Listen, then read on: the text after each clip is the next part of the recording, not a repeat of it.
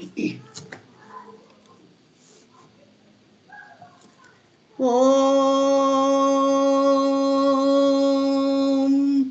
சுக்லாம் பரதரம் விஷ்ணும் சசிவர்ணம் சதுர்புஜம் பிரசன்னவதனம் த்யாயேத் சர்வ விக்னோபசாந்தயே.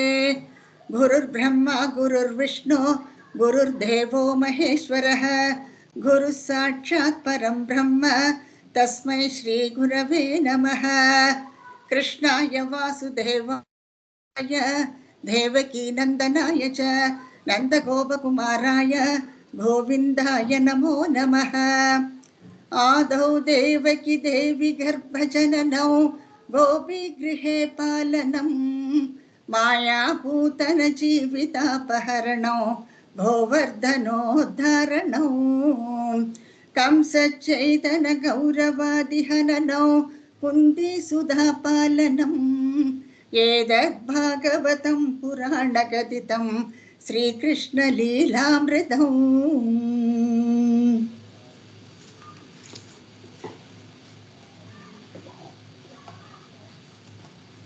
தசகம் 13 ஒரு ஷார்ட் ரீகேப்.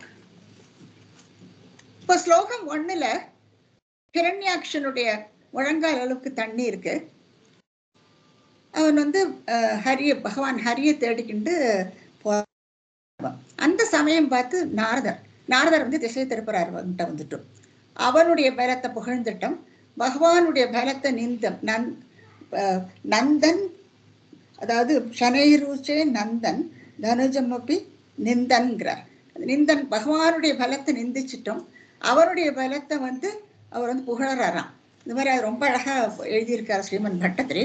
ஸோ அப்படியாக, ஏன்னா அவருக்கு டைரக்டா பகவானை நிந்திக்கிறதுக்கு நாரதருக்கு பிடிக்கிறது இல்லை. அப்போ அவர் என்ன சொல்றாருன்னா அவருடைய பலத்தை நிந்திக்கிறாராம், பகவானை நிந்திக்கிறது இல்லை. ஸோ அப்படியாக முதல் ஸ்லோகத்துல நம்ம பார்த்தோம். கொஞ்சம் கூட அவன் தூண்டி விடுறார், அவனுடைய கோபத்தை தூண்டி விடுறார் நாரத முனி. அடுத்த ஸ்லோகத்துல நம்ம பார்க்கிறோம், நாரதர் என்ன பண்றாருன்னா, அந்த ஹரி உன்னுடைய வசுமதிய அபகரிச்சுட்டு போயின்னு இருக்கா, நீ பாருன்னுட்டு அந்த மார்க்கத்தை காட்டி கொடுக்குறார் அவர். அப்போ இவர் எங்கன்னு பறக்கிறானவன், எங்கன்ட்டு தேடின்னு போகும்பொழுது அந்த சமயம் பார்த்து இவர் அழகா அந்த பூமியை தூக்கிட்டு மேலே வரார். அப்போ இந்த சமயத்துல அவர் தன்னுடைய மனைவிய எவ்வளவு அழகா லக்ஷ்மி சமேதரராக அவளுக்கு எல்லாருக்கும் பார்க்கறதுக்கு கிடைக்கிறது இல்லையா? அது அவ பண்ணியிருக்கிற பெரிய புண்ணியம். ஹிரண்யாக்ஷன் அசுரனா இருந்தா கூட அவனுக்கும் இப்படி ஒரு தரிசனம் கிடைக்கிறது. நாரத முனிவர் மேல தபலோகம் மகர்லோகம் எல்லாத்துலயும் எல்லாரும் பார்த்துட்டு இருக்காது இல்லையா, என்ன நடக்க போறதுன்னு அவளா எல்லாரும் எதிர்பார்த்துட்டு இருக்கா. அப்போ அந்த சமயத்துல இவர் ரொம்ப அழகா அந்த பூமிய தன்னுடைய அந்த தம்ஷ்டா தெத்திப்பல் நுனியில அழகா வச்சுட்டு அந்த பிரளய ஜலத்திலிருந்து மேலே எழும்பி வரார் பகவான். அப்போ இவனுக்கோ ஆங்காரம் அவனுடைய கண்ணை மறைக்கிறது ஹிரண்யாக்ஷனுக்கு. அப்போ அவன் பார்த்துட்டு இது என்னது, ஒரு வராகம், ஒரு பன்றி, ஒரு காட்டு மிருகம் அல்லவா, அதை பார்த்து கண்டபடி திட்டுறான், அசிங்கமா பேசுறான் ஹிரண்யாக்ஷன். அப்போ அந்த சமயத்துல இவர் அதை பத்தி எல்லாம் கண்டுக்கிறது இல்லை. இவர் நேரம் எடுத்துட்டு பூமிய தன்னுடைய மகிமையினால யோக சக்தியினால அவர் நிலை நிறுத்துறார். இது பாகவதத்துல ரொம்ப அழகா சொல்லி இருக்கு. நீங்க இதை இமேஜினேஷன் தான் பண்ணிக்கணும். அவருடைய சைஸ், இப்போ முதல் ஸ்லோகத்துல அந்த அசுரனுடைய சைஸ் இல்லையா, அவருடைய முழங்கால் அளவுக்கு தான் ஜலம்னா பாத்துங்க எவ்வளவு பெரிய ஆகிருதி அவனுக்கு. இப்போ பகவானுக்கோ அதை விட பெருசு. ஏன்னா பூமி அல்லவா அவர் தூக்கிட்டு வரார். பூமியினுடைய விஸ்தீரணம் என்ன, பிசிக்ஸ்ல எல்லாம் நம்ம படிச்சிருக்கோம். ஸோ அவ்வளவு பெரிய பூமிய அவர் தூக்கின்ற மேல வர்றாருன்னா அதெல்லாம் அந்த கண்ணுக்கு கூட புலப்படாது, அதுக்கு ஸ்பெஷல் ஐஸ் தான் ஒண்ணு நம்ம பாக்குறதுக்கு. அந்த மாதிரி விஸ்வரூபம் எடுத்துட்டு அவர் மேல தூக்கிட்டு வர்றாருவர். ஸோ அதான் இவாளுக்கு பார்க்க முடியாது. அப்போ இவர் என்ன பண்றாருன்னா, பூமி தேவி நடுங்கின்னு இருக்கா. அப்ப அழகா அந்த மேலே ஏறி விழும்போது அந்த சேர்ல இந்த காலுடைய அந்த குழம்புடைய இம்ப்ரெஷன்ஸ் இருக்கும் இல்லையா, ஸோ அதுல தண்ணி தேங்கி இருக்கும், அதுல வைக்கிறாராம். Lot of science involved. கொஞ்சம் திங்க் பண்ணி பாருங்க, எவ்வளவு அழகா இந்த ஆதார் சக்தினால அந்த பூமியை நிலை நிறுத்திவிட்டு அதுக்கப்புறமா பகவான் சண்டையில இறங்குறார். இந்த படத்துல பார்க்கலாம் எவ்வளவு அழகா அந்த பூமியை எடுத்து அந்த குழம்புக்கு இடையில இந்த தண்ணி இருக்கும் இல்லையா, அந்த தண்ணியில அழகா நிலை நிறுத்திவிட்டு அதுக்கப்புறமா பகவான் சண்டைக்கு கிளம்புறாருப்போம். இப்போ ஸ்லோகம் 4ல் நம்ம என்ன பார்க்குறோம்னா, 2 பேரும் கதை யுத்தம் பண்றான். அந்த சத்தம் கேட்கறது, பயங்கர சத்தம், 2 பேருக்கு இடையில நடக்கிற அந்த கதா யுத்தம், சண்டை நடக்கிறது. அப்போ அந்த சமயத்துல என்ன ஆகுதுன்னா, இவருடைய ஹிரண்யாக்ஷனுடைய கதையினால பகவானுடைய கதை வந்து கீழே விழுந்துடுறது. எல்லாமே அவருக்கு ஒரு விளையாட்டு, ஏன்னா கொஞ்சம் விளையாடி பார்க்கலாமே. ஆஃப்டர் ஆல் ஹிரண்யாக்ஷன் வைகுண்டத்துல பார்ஷதனா இருந்தவன் தானே, இவருக்கு கேட் கீப்பரா இருந்தவன் ஹிரண்யாக்ஷன். என்ன நடந்ததுலாம் உங்களுக்கு தெரியும். அந்த அவளுக்கு வந்து இப்போ அந்த சாபத்தினால இப்போ எப்படி ஒரு ஜென்மாவை கழிக்க வேண்டி வந்திருக்கு அவளுக்கு. அப்போ அந்த கதை கீழே விழுந்த உடனே அப்போ வந்து அந்த தர்மம் இருக்கு பாருங்க, ஹிரண்யாக்ஷன் வந்து சண்டை போடுறது இல்லை, அவரும் தன்னுடைய கதையை கீழே வச்சுடுறான். ஏன்னா நிராயுத பாணியா அவர் நிற்கிறார், அவரோட சண்டை போடக்கூடாது. அப்போ அவன் பேசாம அவரும் கதையை கீழே போட்டுடுவான். இப்ப அந்த கதா நின்று விடுறது. அடுத்து என்ன பண்றாரு, கதை இல்லை 2 பேர் கையிலே. இவர் வந்து என்ன பண்றாருன்னா தன்னுடைய சக்கராயுதத்தை எடுக்கிறத நம்ம பார்க்கிறோம் ஸ்லோகம் 5ல். சக்கராயுதத்தை எடுக்கிறார். அந்த சமயத்துல வந்து இவன் என்ன பண்றாங்கன்னா தன்னுடைய சூலத்தை எடுத்துக்கிறான் ஹிரண்யாக்ஷன். இப்போ சூலத்தை எடுத்துட்டு அதை எறிகிறான் பகவான் பேர்ல. ஆனா என்ன, இது சக்கரம் வந்து அதனுடைய ஒளி எத்தனை பிரகாசமான ஒளி இல்லையா, அந்த ஒளியினால அந்த சக்கரம் வந்து அந்த சூலத்தை சூர் ஆக்கி விடுறது, அது அப்படியே உடஞ்சு கீழே விழுந்து விடுறது.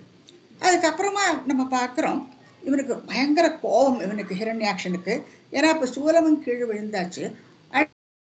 என்ன பண்றாங்கன்னா இவர் வந்து இந்த சக்கரத்தை கையில வச்சுருக்காரு. அதுவோ அந்த ஒரு சுத்துல எத்தனையோ பேரை வதம் பண்ணிவிடும், அப்பேற்பட்டது அந்த சக்கரம்.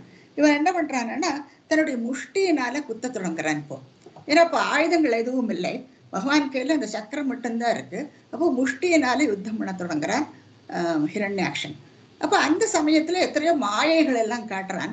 ஆனா பகவானும் மாயைகளுக்கெல்லாம் அப்பாற்பட்டவர் பகவான்.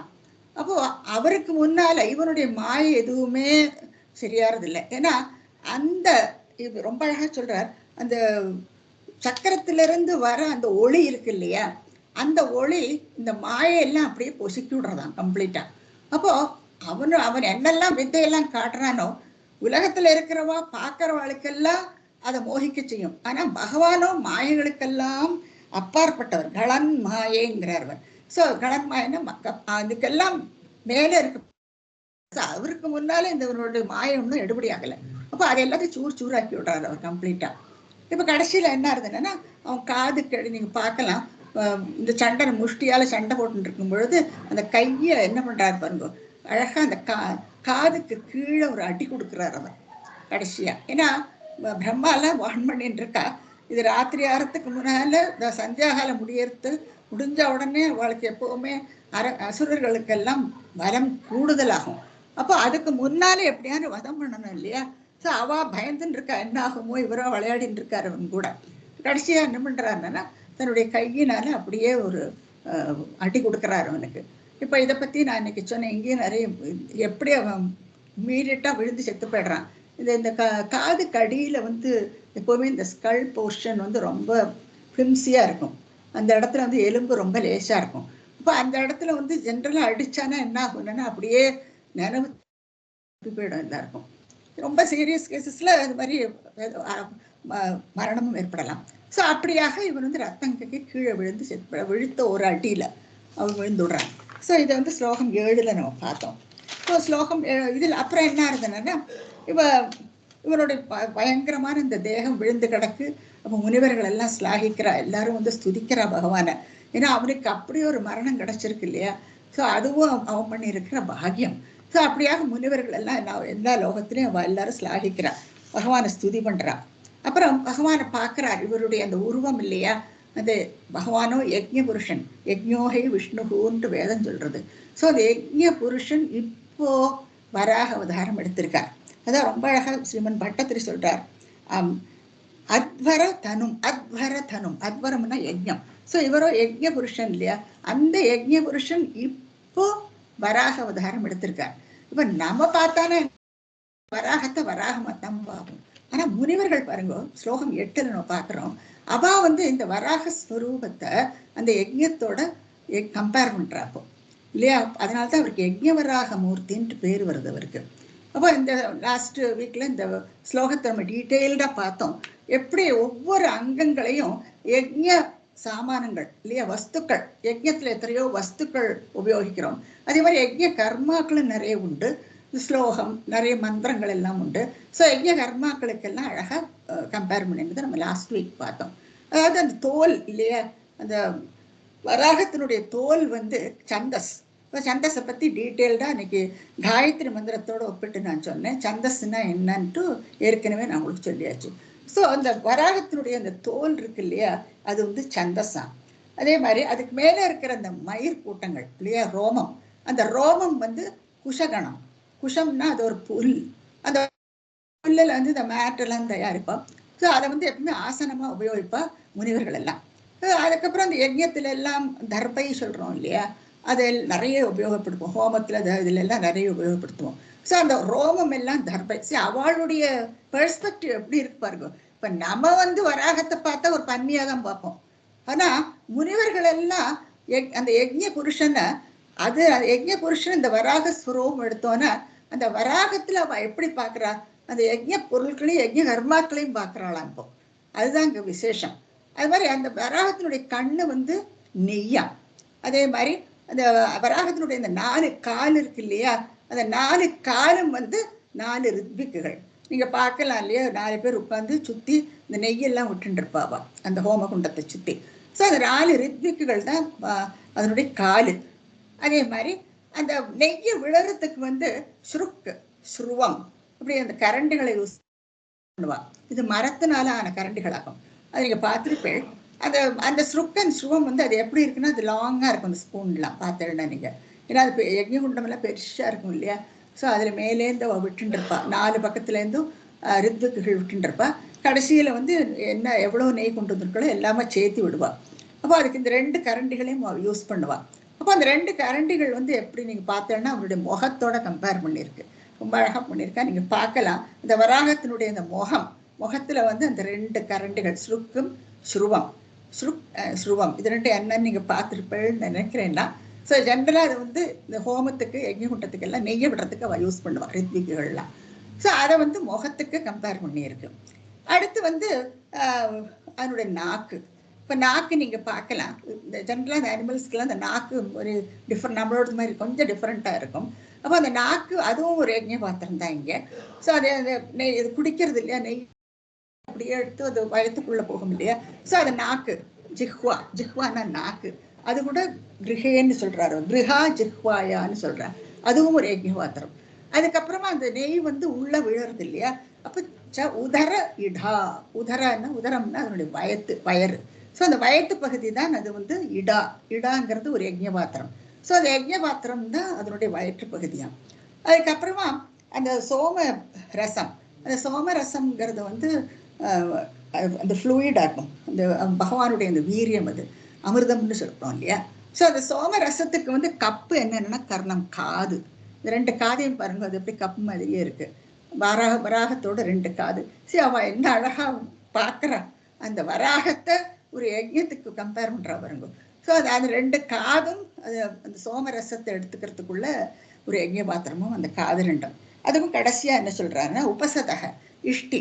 அதாவது ஏதாவது ஒரு சங்கல்பத்துல ஒரு யஜ்ஞம் பண்ணுவா இல்லையா, புத்திரகாமேஷ்டி யாகம், சத்திர யாகம், ஏகப்பட்ட யாகங்கள், அஸ்வமேத யாகம் எல்லாம் நீங்க கேட்டிருப்பேன்.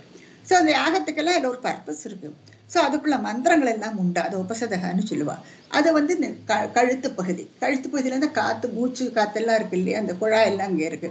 ஸோ கழுத்து பகுதியா பார்க்குற அந்த முனிவர்கள் எல்லாம் இன்னும் எத்தனையோ இத்தியாதின்னு சொல்லிவிடுவார். அடுத்த ஸ்லோகம் 10க்கு போகும்பொழுது ஸ்ரீமன் பட்டத்திரி இத்தியாதின்னு சொல்லிவிடுவார். இந்த மாதிரி நிறைய இருக்கு பாகவத்துல, நீங்க பார்க்கலாம். இந்த யஜ்ஞத்துல என்னெல்லாம் உபயோகிக்கிறோமோ, எந்த சாமானியெல்லாம் உபயோகிக்கிறோமோ, எந்த கர்மங்கள் எல்லாம் பண்றோமோ, அது எல்லாத்தையும் இந்த வராகத்துக்கு கூப்பிடுறார். இது நான் பகவத்கீதையில அந்த ஸ்லோகமும் நான் உங்களுக்கு சொன்னேன், இந்த மார்க் பண்ணிட்டு 4/24 4ஆம் சாப்டர்ல 24ஆம் ஸ்லோகம். எகைன் நான் ரிப்பீட் பண்ண போறதில்லை, நீங்க அதை பார்த்துக்கோ. அதுல எல்லா அந்த யஜ்ஞ பாத்திரங்கள், யஜ்ஞ கர்மாக்கள், யஜ்ஞத்தினுடைய பலன் கூட நான் தான்னு சொல்றார் அர்ஜுனன் கிட்ட. அப்போ அர்ஜுனன் கிட்ட பகவான் என்ன சொல்றாரு, நீ எனக்கு எல்லாத்தையும் அர்ப்பணம் பண்ணிவிடும், நீ என்னெல்லாம் பண்றியோ அது எல்லாத்தையும் எனக்கு அர்ப்பணம் பண்ணிவிடுன்னு சொல்லுவார். பின்னால் நாராயணியத்துல நம்ம பார்ப்போம். அதாவது நமக்குன்ற நம்ம எதுவுமே பண்ண அந்த அகங்காரமே இருக்கக்கூடாது. மமகாரம் அகங்காரம் எதுவுமே இல்லாமக்கி நம்ம பண்ற சர்வத்தையும் நம்ம பகவானுக்கு ஒப்படைச்சு விடணுங்கிறது நமக்கு இதுல இருந்து தெரியுது. ஸோ இந்த ஸ்லோகம் 10 வரும்பொழுது முனிவர்கள் எல்லாம் ரொம்பவுமே பகவானை ஸ்துதிக்கிறார். இந்த ஸ்துதிகள் எல்லாம் நிறைய உண்டு பாகவதத்துல. நீங்க படிச்சு நல்லா இருக்கும், ரொம்ப இன்ட்ரெஸ்டிங்கா இருக்கும். நீங்க படிக்க தொடங்கினாதான் உங்களுக்கு மேலுக்கு அந்த இன்ட்ரெஸ்ட் வரும். இல்லைன்னா உங்களுக்கு சும்மா அது ஒரு கதையா பார்த்துட்டு விட்டுடுவோம். ஆனா ஒவ்வொரு ஸ்டேட்மெண்ட் ஒவ்வொரு விஷயங்களையும் நீங்க அனலைஸ் பண்ணும் பொழுது நமக்கு இன்னும் கேட்கணும், இன்னும் தெரிஞ்சுக்கணுங்கிற ஆவல் வரும். எப்படி இந்த அரிசியை நம்ம முதல்ல கடிச்சு வாயில சாப்பிடுங்கோ கொஞ்சம் ஒன்றும் டேஸ்ட்லெஸ்ஸா இருக்கும். கொஞ்ச நேரம் நீங்க அந்த உமித்தி அதை சூ பண்ணிட்டே இருந்தானா அந்த அந்த டேஸ்டே மாறி போயிடும் பாருங்க, திதிக்க தொடங்கும் போது. அப்போ அது மாதிரிதான் அதையெல்லாம் கேட்கும் தோறும் உங்களுக்கு இன்னும் கேட்கணும், இன்னும் அதை பத்தி அந்த விஷயங்களை பத்தி தெரிஞ்சுக்கணுங்கிற ஆவல் கண்டிப்பா வரும். ஸோ இப்படியாக முனிவர்கள் எல்லாம் வேகமா புகழறா பகவான. லாஸ்ட் ஸ்லோகத்துல அவருடைய கீர்த்தி அவருடைய இது எல்லாத்தையும் புகழ்ந்து தள்ளுறா முனிவர்கள் எல்லாம். இப்போ இவர் தன்னுடைய வைகுண்டத்துக்கு திரும்பி போயிடுறார் பகவான். இங்க பார்க்கலாம் வைகுண்ட மூர்த்தியை பார்க்கலாம், நீங்க மேல அந்த வராகத்தையும் பார்க்கலாம். ஸோ வராக ரூபம் எடுத்துட்டு அவருடைய காரியம் முடிஞ்ச உடனே அவர் வைகுண்டத்துக்கு அவரை இங்க சொல்றார் பாருங்க, சுகரச விஹாரின்னு சொல்றார் பட்டத்திரி. ஆத்மாராமர் பகவான். அவருக்கு ஒன்றும் எந்த ஒரு விஷயங்கள்லையும் பற்றுதலோ எதுவுமே கிடையாது. எல்லாத்தையும் சமபாவனையோட நோக்கிறவராக்கும் பகவான். அப்ப அத சுகரச விஹாரி தனக்குள்ள ரமிச்சு போறான் பகவான். அந்த மாதிரி அப்பேற்பட்டவர் வைகுண்டமூர்த்தி. ஸோ இப்படி ஒரு அவதாரம் எடுக்கிறார். அதுக்கும் மேல ஸ்ரீமன் பட்டத்திரி சொல்றார் மதுரிபோ அப்படின்ட்டு சொல்றார். மதுவுக்கு எதிரின்னு சொல்றார் அவன். இந்த மது கைடவன் அவ எப்பவுமே இந்த வேதங்கள் எல்லாம் திருடிட்டு போயிட்டு ஒழிச்சு விடுவாவா. சரி, இதுலயும் பாருங்க, ஆக்சுவலா இது ஒரு இன்ஃபர்மேஷனாக்கு நமக்கு. ஒவ்வொரு காலகட்டத்துல தர்மம் குறைஞ்சு போயிடும். இப்போ சனாதன தர்மம் பத்தி எல்லாரும் எவ்வளவு பெருசா லெக்சர் எல்லாம் கொடுக்குறா. இப்போ இந்த தர்மங்கள் எல்லாம் ஒரு சமயத்துல இந்த கிருதயுகம் எல்லாம் பார்த்தீங்கன்னா திரேதாயுகத்துல ஓங்கி இருக்குது, நன்றாக இருக்கு அந்த சமயத்துல எல்லாம். ஆனா ஒரு காலகட்டத்துல துவாபர யுகம் கடைசியா வரும்போது நம்ம பார்க்குறோம் எல்லாம் குறைஞ்சுன்னு போயிடுறது. அதுக்கப்புறம் மறுபடியும் ரிவைவ் வருது. இதைத்தான் குறிக்கிறது. அது இந்த திடீர்னு போய் அங்க ஒழிச்சு வைக்கிறாங்கன்னா எப்பவுமே இந்த மாதிரி நடந்துட்டே இருக்கும். ஏன்னா இது நமக்கெல்லாம் இம்பாக்ட் இல்லையா, இம்பாக்ட் ஆஃப் வெஸ்டர்ன் கல்ச்சர். வேற நாட்டுல இருந்து வரா, நம்ம வேற இடத்துக்கு போறோம். ஸோ அந்த மாதிரிலாம் இருக்கும் பொழுது க்ஷீணிக்கும் அந்த சமயத்துல எல்லாம். அப்ப மறுபடியும் அது ரிவைவ் ஆறுது. அதைத்தான் இது சிம்பாலிக்கா சொல்லி இருக்கு. இந்த மது கேடவன் எப்படி அதை ஒழிச்சு வைக்கிறா. பகவான் ஒவ்வொரு சமயமும் பிரம்மாவுக்கு அடுத்த நாளைக்கு மறுபடியும் சிருஷ்டியை தொடங்கணுமே, அப்போ அவர் மறுபடியும் அந்த வேதத்தை கொண்டு போய் ரிட்ரைவ் பண்ணி அவர் கையில கொடுக்குறான். அப்புறம் மறுபடியும் சிருஷ்டியெல்லாம் போயிட்டு இருக்கும். மறுபடியும் இந்த மாதிரி மாத்தி மாத்தி நடந்துட்டேதான் இருக்கும். அப்படியாக இந்த கடைசியில நம்ம பார்க்கறோம் பட்டத்திரி என்னுடைய நோய் இந்த மாதிரி வராக அவதாரம் எடுத்து இப்படி ஒரு அவதாரத்துல இரண்யாக்ஷன் அவனுடைய துவேஷத்தை பண்ணி விடுறாரு இல்லையா அவர். ஆக்சுவலா வதம்னு சொல்லும் போது ஆக்சுவலா பிசிக்கலா கில்லிங்னு நம்ம எடுத்துக்கூடாது. அவன் மனசு அந்த துவேஷத்தை அவன் டெவலப் பண்ணிட்டு இருக்கான். கோபம் அவனுக்கு. அவர் சொல்லியிருக்காரு இல்லையா, சம்பிரம யோகத்திலால நீ என்னை அடையலாம். இதை பத்தி நான் டீட்டெயில்டா சொல்லியிருக்கேன், என்ன வாக்கம் சம்பிரம யோகம்ங்கிறது. ஸோ அப்படியாக நம்ம அந்த மாதிரி அர்த்தத்துலதான் எடுக்கணும். இது என்ன பகவான் எடுத்தோட ஒருத்தர் எல்லாரையும் வதம் பண்ணிட்டே போறாரு, அப்படி எல்லாம் அர்த்தம் இதுக்கு. ஸோ அவர் அவருடைய அந்த துவேஷத்தை எடுத்து விடுறாரு பாருங்க இல்லையா. தன்னுடைய இந்த ஒரு இப்படி ஒரு விளையாட்டு, இப்படி ஒரு திருவிளையாடல் பகவானுக்கு. ஸோ அதை நம்ம கடைசியா பார்க்குறோம். இப்போ நீ அடுத்த இதுலையும் பார்ப்போம். இதே மாதிரி ஒரு க்ஷீணிச்ச சமயம் இல்லையா, எல்லாமே தர்மங்கள் எல்லாம் குறைஞ்சு போயிருக்கு. ஸோ அந்த சமயத்துல மறுபடியும் இன்னொரு அவதாரம் எடுக்கிறார். ஸோ அது என்ன வாக்குன்னு இப்போ தசகம் 14 அண்ட் தசகம் 15 அது ரெண்டு பார்ப்போம். இது பகவானுடைய கபிலாவதாரம். நிறைய பேருக்கு இந்த அவதாரம் ரொம்பவுமே இஷ்டத்தோட படிப்பா.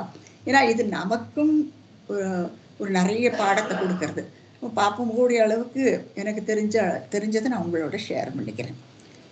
இப்போ இந்த தசகம் 14 ஆரம்பிப்போம். நம்ம முதல் ஸ்லோகம் சமனோ ஸ்மிருத தாவகாங்கிரியுக்ம சமனோ பங்கஜ சம்பவாங்க ஜன்மா நிஜமந்தர மந்தராய ஹீனோ சரிதம் தே கதயன் சுகம் நினாய.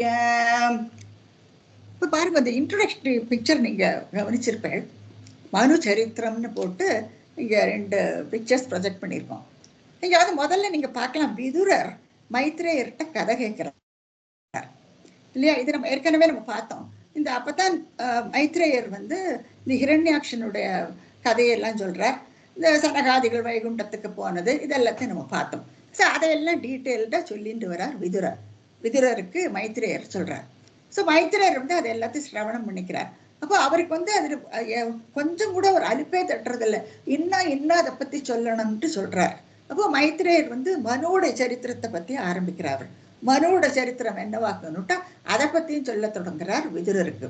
அப்ப அதுல இருந்தா இன்னும் அவதாரங்கள். ஏன்னா பிரம்மா ஒரு காலகட்டத்துல என்ன பண்றார், மனு சதரூபை இவா 2 பேரையும் உருவாக்கிட்டு சிருஷ்டி காரியங்கள் எல்லாம் அவா கையில ஒப்படைச்சு விடுறாரு அவர். அப்ப அவ வந்து இனிமே சிருஷ்டியை தொடங்கணும். அப்ப அவ என்ன வாக்கம் பண்றாங்கிறது இன்னும் மேற்கொண்டு என்ன நடக்கிறது, அந்த மாதிரி ஒரு இன்ட்ரெஸ்டோட விதுரர் வந்து மைத்ரேயர்கிட்ட கேட்டுருக்கார். இப்ப அந்த காலகட்டத்துக்கு அப்புறம் நீங்க பார்க்கலாம், வியாசர் எழுதுறார். வியாசருடைய பிள்ளை சுகர் அவர் பரீட்சத்துக்கு இதையே சொல்லிட்டு வர்றார். இப்ப அந்த காலத்துல எல்லாம் அந்த சிரவணத்துக்கு எத்தனை இம்பார்ட்டன்ட் பாருங்க. கேட்கணும் இல்லையா, உட்காந்துட்டு அந்த கதையை கேட்கணும். குழந்தைகள் எல்லாம் தூக்கம் பண்றோம்னா கதை சொல்லி தூக்கம் பண்றோம். அந்த மாதிரி அந்த கதையை கேட்கும் தோறும் அந்த இன்னும் அதை பத்தி தெரிஞ்சுக்கணுங்கிற ஒரு ஆவல் வருது. இப்போ சுகர் வந்து பரீட்சத்துக்கு சொல்லும் பொழுது பக்கத்துல சூத பௌராணிகர் இருக்கார். அவரே நீயே சிரவணம் பண்ணிக்க வைப்பான்னு சொல்றாரு. இப்போ சூதரும் பக்கத்துல உட்காந்து அந்த கதையை கேட்டுருக்கார். அப்புறம் சூதர் என்ன பண்றாருன்னா சௌகனாதி அந்த முனிவர்களுக்கெல்லாம் அவர் சொல்லி கொடுக்குறாரு. அவர் அந்த சௌகனாதி முனிவர்கள் சொல்லுவார். எல்லா யார் சனகாதி முனிவர்கள். ஸோ அவளுக்கு அந்த கதையெல்லாம் சொல்லி கொடுக்குறாரு அவர். அப்போ அந்த முனிவர்கள் எல்லாம் என்ன சொல்றாருன்னா, இந்த சமயத்துல விதுரர் என்னத்தெல்லாம் கேட்டிருப்பார். அப்போ அதுல இருந்து விதுரருடைய அவருடைய புகழ் நமக்கு தெரியறது இல்லையா. விதுரர் யாரு, வியாசருடைய பிள்ளையாக்கும் விதுரர். மகாபாரதம் உங்களுக்கு தெரியும். அவருடைய அவர் யாராக்கும் என்னெல்லாம் உங்களுக்கு நல்லா தெரியும். ஸோ விதுரர் மைத்ரேயர்கிட்ட கேட்கிறார். இப்போ விதுரர் என்னெல்லாம் கேட்டிருப்பாருங்கிறத அந்த சைனகாதி முனிகர்கள் வந்து சூதர்கிட்ட கேட்கிறாளாம். அப்போ அந்த சமயத்துல அவளுக்கும் சொல்லி கொடுக்குறார். ஸோ இப்படி வழி வழியா இந்த கதைகள் எல்லாம் சிரவணம் பண்ணி அவ தெரிஞ்சுட்டு இருக்கா. இதனால தானோ என்னமோ நீங்க வந்து வாமனாவதாரம் எடுக்கிறார் இல்லையா பகவான். வாமனாதர் எடுக்கும் பொழுது இந்த வட்டத்துல வந்து அந்த ஸ்லோகத்துல என்ன சொல்லுவார்னா, சத்வாதசி அந்த துவாதசியில புண்ணிய ஸ்ரவண தினே பவந்தம். ஸ்ரவணம் இப்போ ஸ்ரவண புண்ணிய தினே பவந்தம்னு சொல்றாரு. இப்போ ஸ்ரவணம்னா என்னன்னா திருவோண நட்சத்திரம். ஸோ திருவோண நட்சத்திரத்தை ஸ்ரவணம்னு சமஸ்கிருதத்துல சொல்றாங்க. அப்போ அந்த ஸ்ரவணம்னா இன்னொரு அர்த்தம் கேட்கறது. அப்போ பகவானே தன்னுடைய நட்சத்திரத்தை சிரவணமாக்கிட்டு இருக்காரு பாருங்க. இப்போ அதுல இருந்து இந்த சிரவணம் எத்தனை இம்பார்ட்டன்ட்ங்கிறது நமக்கு தெரியும். அப்போ இந்த சிரவணம் நம்மளும் கேட்டு தெரிஞ்சுக்கிறது ரொம்ப நல்லது. இப்போ இப்பெல்லாம் படிக்கிறதுக்கு லேப்டாப் இருக்கு, புக்ஸ் இருக்கு, எத்தனையோ உபகரணங்கள் எல்லாம் நமக்கு இருந்தாலும் சிரவணம் பண்ணி கேட்டுக்கிறதுல வந்து அது ஒரு சுகமே தனிங்கிறத நம்ம தெரிஞ்சுக்கணும். ஸோ அதுதான் இந்த சிரவண புண்ணிய தினத்துல அவர் பிறந்தாரோ என்னமோ எல்லாரும் சிரவணம் பண்ணணுங்கிறத நம்ம தெரிஞ்சுக்கிறோம் நம்ம. ஸோ அப்படியாக இப்போ என்ன ஆகுதுன்னா மனு யாருன்ட்டு உங்களுக்கு நல்லா தெரியும். மனு வந்து என்ன பண்றாருன்னா தன்னுடைய காலகட்டத்துல தன்னுடைய காரியங்கள் எல்லாம் தன்னுடைய புத்திரர்களுக்கும் சொல்லி அவளையும் நீங்களும் இந்த சிருஷ்டி காரியத்துல இறங்கணும். ஏன்னா அவருக்கு அப்பா பிரம்மா அவருக்கு அப்படிதான் சொல்லி கொடுத்துருக்கார் இல்லையா, நீ சர்க்க விருத்தியில உன்னுடைய காலங்களை கழிக்கணும்னு சொல்லியிருக்கார். ஸோ ஒரு காலகட்டத்தில் அவர் தன்னுடைய பிள்ளைகளுக்கெல்லாம் அதை ஹேண்ட் ஓவர் பண்றாரு அவர். அப்போ இந்த சமயத்துல என்ன பண்றாருன்னா மனு வந்து பகவத் தியானத்தில் ஈடுபட்டு போயிடுறார். அதான் மனுஸ்மிருத தாவத் ஹங்கிரி, பகவான் பாத சேவையில தன்னுடைய காலங்கள் எல்லாம் கழிச்சுட்டு இருக்காராம் மனு. சிருஷ்டி காரியத்தையும் பார்த்துட்டு இருக்கார். அதே சமயத்துல அவர் வந்து நீங்க பார்க்கலாம் பகவானுடைய பாதம் இல்லையா, பகவானுடைய பாதம் அதுதான் தாவத் அங்கிரி யுக்ம. இந்த 2 பாதங்கள், அந்த 2 பாதங்கள்ல சரணடைஞ்சு அவர் வந்து தியானத்துல ஈடுபட்டு இருக்கார். மோஸ்ட் ஆஃப் த டைம் இப்படி தியானம் பண்ணிட்டு இருப்பாராம் மனு. அதுக்கப்புறம் அந்த மனு யாருங்கிறது 2ஆம் என்ன சொல்றார், பங்கஜ சம்பவாங்க ஜன்மான்னு சொல்றார். அதாவது நாபியிலிருந்து பிறந்த பிரம்மாவுடைய புத்திரராக்கும் மனு இல்லையா. ஸ்வயம்புகு அது பிரம்மாவுக்கு ஒரு பேரு, ஸ்வயாம்புவ மனு, அவருக்கு பிறந்த மனு. ஸோ அவர் தான் ஸ்வயாம்புவ மனு. அப்போ அதுதான் இங்க சொல்ற சமனு பங்கஜ சம்பவாங்க ஜன்மான்னு சொல்றார். அந்த பிரம்மாவுக்கு பிறந்த பிரம்மபுத்திரரான மனு தன்னுடைய மன்வந்திரத்துல அவர் என்ன பண்றாருன்னா பகவானுடைய பாத சேவையில் இறங்குறாராம். பாத சேவையில் இறங்கி தியானம் பண்ண தொடங்குறார். அது மட்டும் இல்லாம நிஜம் அந்தரம் அந்தராய ஹீனோ சரிதம் தேகதயன் சுகம் நினாய என்ன பண்றான்னா நிஜம் அந்தரம் நிஜமந்தரம்னா மன்வந்திரம். நிஜமந்திரம்னா மன்வந்திரம். மன்வந்திரம்னா அது மனுவுடைய பீரியட், மனுவுடைய காலம். இப்ப இதுவும் நான் ஏற்கனவே தசகம் 5ல டீட்டெயில்டா நம்ம பார்த்துருக்கோம். அந்த யுகத்தினுடைய கால்குலேஷன் கல்பம் என்ன எல்லாம் நம்ம பார்த்தோம். அதுல வந்து மனுவுடைய காலம் என்னன்னா அது வந்து 71 சகசிர யுகம், 71 சதுர்யுகம். அதாவது 1000/14 சதுர்யுகம். 1000/14 அப்ராக்சிமேட்டா நீங்க கால்குலேட் பண்ணா 71. ஸோ 71 சதுர்யுகம் அதுதான் மனுவுடைய காலம். அதுக்கப்புறம் இன்னொரு மனு வந்து விடுவார். சுயாம்பு மனு, சுரோச்சிஷ, அந்த மாதிரி நிறைய பேர் உண்டு. ஒரு 7 பேரோட வரும். இப்போத்திய மனு வந்து வைவஸ்துவ மனு நான் உங்களுக்கு சொல்லியிருக்கேன். ஸோ இவர் வந்து கிருத்தயுகத்துல இருந்தவர். இவருக்கு சுயாம்பு மனுன்னு பேரு. அப்ப அடுத்த இதே இந்த பேரே தான் மறுபடியும் ரிப்பீட் ஆகும். இந்த கல்பம், இந்த மனுவோட பேரு இதே தான் மறுபடியும் ரிப்பீட் ஆகும். எப்படின்னா ஜனவரி டு டிசம்பர் எப்படி அதே திருப்பி, ஏன்னா ஒவ்வொரு மாசமும் வேற பேரை சொல்லிட்டு இருக்க முடியாது இல்லையா? அப்போ அதே தான் ஒரு 12 மாசத்துக்கு ஒரு எகைன் ஜனவரி பிப்ரவரி தான் சொல்லிட்டு வரோம். திங்கள் செவ்வாய் ஞாயிறு வந்தாலும் மறுபடியும் திங்கள் அதே தான் ரிப்பீட் பண்ணிட்டு வரோம். அதே மாதிரி தான் இது. இந்த மனுக்களுடைய பேரும் இப்படி திருப்பி அதே தான் ரோல் பண்ணிட்டு வரோம். அப்போ இப்போத்தைய மனு வந்து வைவஸ்துவ மனு, அதுவும் நான் உங்களுக்கு சொல்லியிருக்கேன். எல்லாருமே மனு தான். ஸோ இவாளுடைய காலகட்டம் வந்து 71 சதுர்யுகங்கள் இவாளுடைய காலகட்டம். அதுதான் நிஜமந்தர அந்தராய ஹீனா. அந்தராயம்னா அவருடைய மந்திரம் முடியற வரைக்கும் எந்த தடங்களும் இல்லாதக்கு பகவானுடைய சரித்திரங்கள் சரிதம் தேங்கிறார். தேன்னா பகவானுடைய தங்களுடைய இந்த சரித்திரங்களை கதையன் சுகம் நினாய அழகாக சொல்லிட்டு வந்தார் அப்படின்னுட்டு குருவாயூரப்பனை பார்த்து பட்டத்திரி கேட்பார். ஒவ்வொரு வருஷம் இவர் கேட்டுட்டே இருப்பார் இல்லையா? அவர் தலையாட்டுட்டே இருப்பார். அப்புறம் இந்த மாதிரி அவருடைய காலகட்டத்துல பகவத் தியானத்திலேயே ஈடுபட்டுட்டு பகவானுடைய சரித்திரங்களையும் எல்லாருக்கும் சொல்லிட்டு வர்றாரு. அப்போ சிரவணம் எத்தனை இம்பார்ட்டன்ட் பாருங்க இல்லையா? எல்லாரையும் உட்காத்தி வச்சுட்டு பாடம் சொல்லி கொடுக்கறது. சரி, அந்த காலத்துல இப்படிதானே நடந்திருக்குல்ல, குருகுலம் அந்த மாதிரி ஆசிரமங்கள்லாம் இருக்கும். இப்போ அவளுக்கு வந்து சண்டை எல்லாமே எல்லா வித்தைகளும் சகல கலைகளையும் சொல்லி கொடுப்பா. நம்ம இப்போத்து ஸ்கூல் மாதிரி நினைச்சுக்காதீங்க, இப்பதான் நம்ம எல்லாம் தெரிஞ்சுக்கிறோம்னு நினைச்சுக்காதீங்க.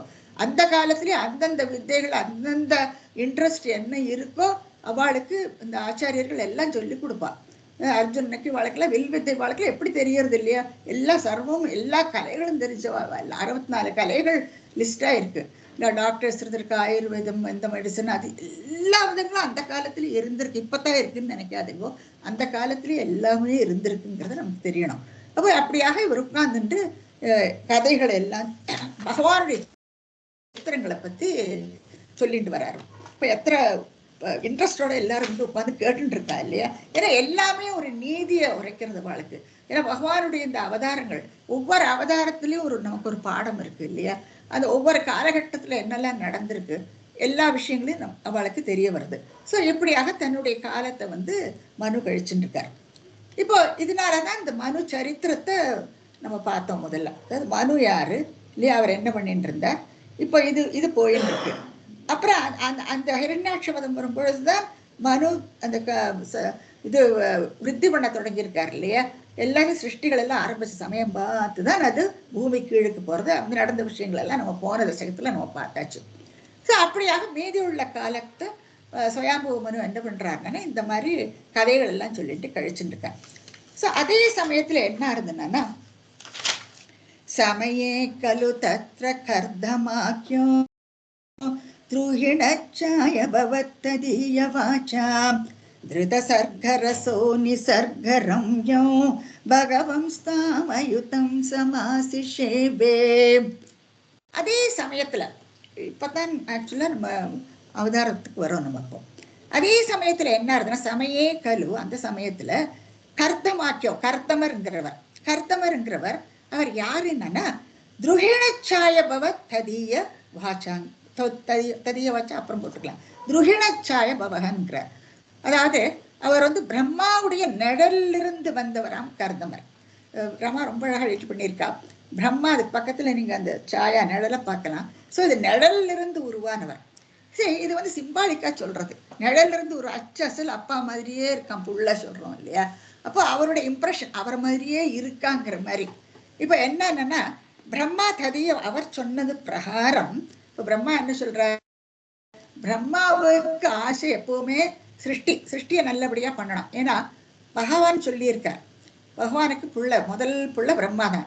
ஸோ பிரம்மா அவருடைய கட்டளை பிரகாரம் அவர் சிருஷ்டியை தொடங்கியாச்சு. பிரைமரி கிரியேஷன் என்ன, செகண்டரி கிரியேஷன் என்ன நம்ம பார்த்தாச்சு நம்ம.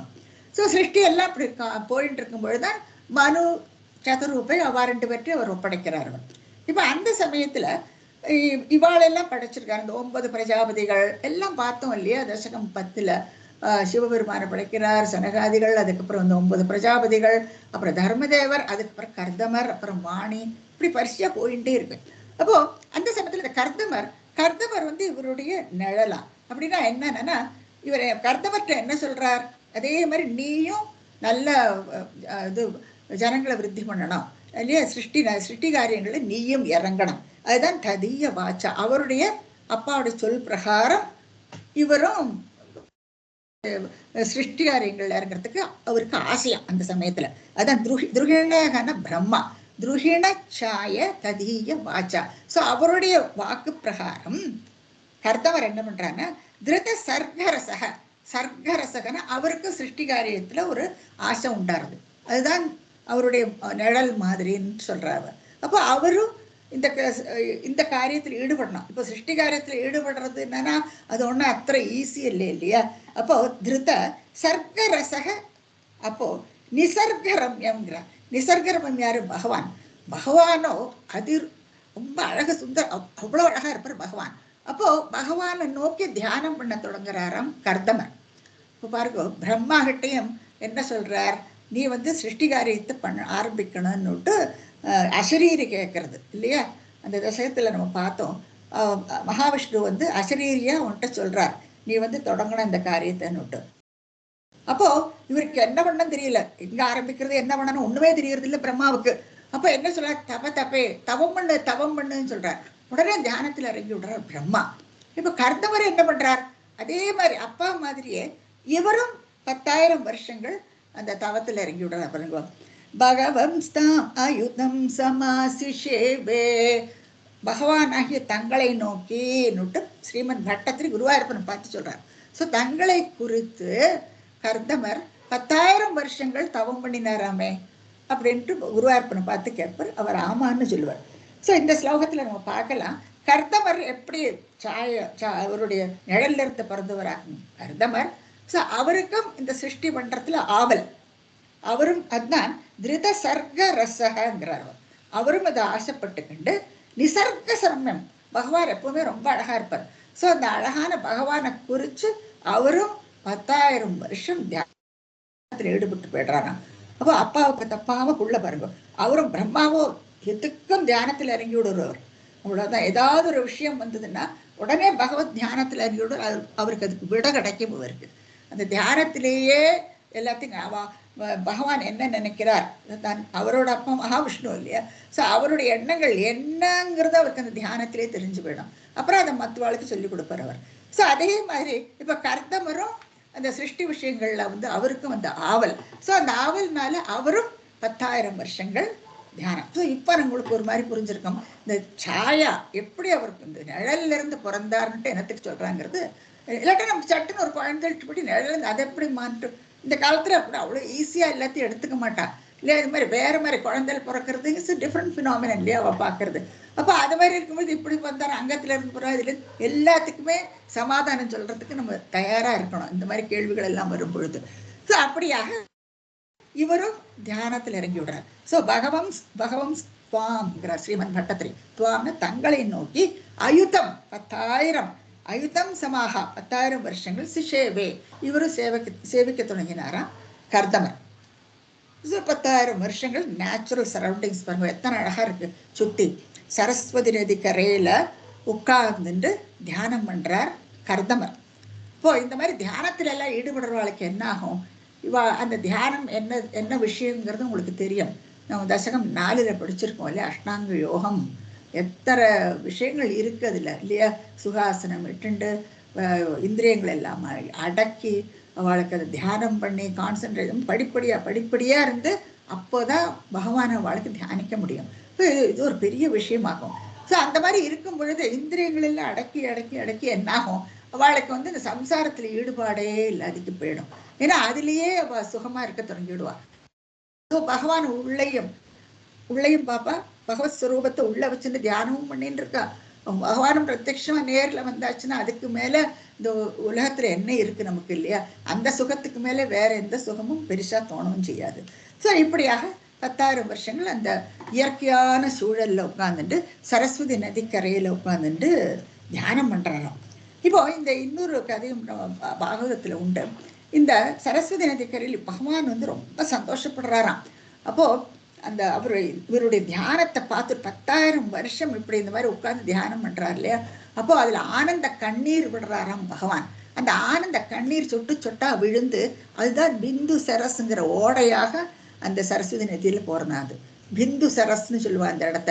பிந்துன்னா டிராப்லெட்ஸ், ஸோ சரஸ்னா நதி. ஸோ அந்த பிந்து நதியை அவருடைய கண்ணீர் துளிகளாம். பகவானோட கண்ணீர் துளிகள் எப்படி இருக்கும், அது எத்தனை களங்கமே இல்லாத அந்த நீர்த்துளிகள் இல்லையா, அந்த நீர்த்துளி தான் அந்த சரசா ஓடுறதுன்னுட்டு பாகவதத்தில் இருக்கு. பின்னால் நம்ம பார்ப்போம். அப்போ பகவான் ரொம்ப சந்தோஷப்பட்டு கருடோபரி கால மேக கம்ரம் விலசத் கேளி சரோஜ பாணி பத்மம் ஹசிதோல்லசிதானனம் விபோத்மம் வபுரா விஷ்குருஷேஸ்ம கர்தமாய. இப்போ 10,000 வருஷங்கள் இந்த மாதிரி ஒரு இயற்கையான சூழல்ல உட்கார்ந்துட்டு கர்தமர் தியானம் பண்ணின உடனே பகவான் இப்போ பிரத்யட்சமாறார். 1 வருஷமா 2 வருஷமா 10,000 வருஷங்கள் அயுதம் சமாகா சிஷேவேன்னு சொல்றார். அப்போ பகவான் வந்து ரொம்ப சந்தோஷப்பட்டு கருடோபரி, கருடனுக்கு மேல கருடாதிரூடராக, என்னத்தினால கருடாதிரூடராக வராருன்னா அந்த அந்த உருவத்தை தன் மனசுல நினைச்சுட்டு தியானம் பண்றார் கர்தமர். ஸோ எந்த உருவத்தை வச்சிருந்து நம்ம தியானம் பண்றோமோ அந்த உருவத்துல பகவான் வருவர்ங்கிறது அது பிரத்யட்சமா அவர் அதே உருவத்துல தான் வருவர். துருவச்சரித்திரத்திலே நம்ம பார்ப்போம் இதே மாதிரி. ஸோ இப்ப வரார் அவர் கருடோபரி, கருடனுக்கு மேல உட்கார்ந்துட்டு காளமேக கம்ரம். காளமேக கம்ரம்னா அவருடைய மேனி எல்லாம் எப்படி இருக்குன்னு உங்களுக்கு தெரியும், நீருண்ட மேகம் போல மேனி. அப்புறம் விலசத் கேலி சரோஜ பாணி பத்மம். விலசத் கேலி சரோஜ பாணி பத்மம், பார்க்கறதுக்கே அவ்வளோ அழகா இருக்காரு. கையில வந்து பாருங்க, கையில வந்து அவர் தாமரையை வச்சுட்டு இருக்கார் இல்லையா, தாமரை பூவை, சரோஜ பாணி பத்மம், கையில தாமரையை எழுந்திட்டு இருக்கார். அது ஒண்ணு.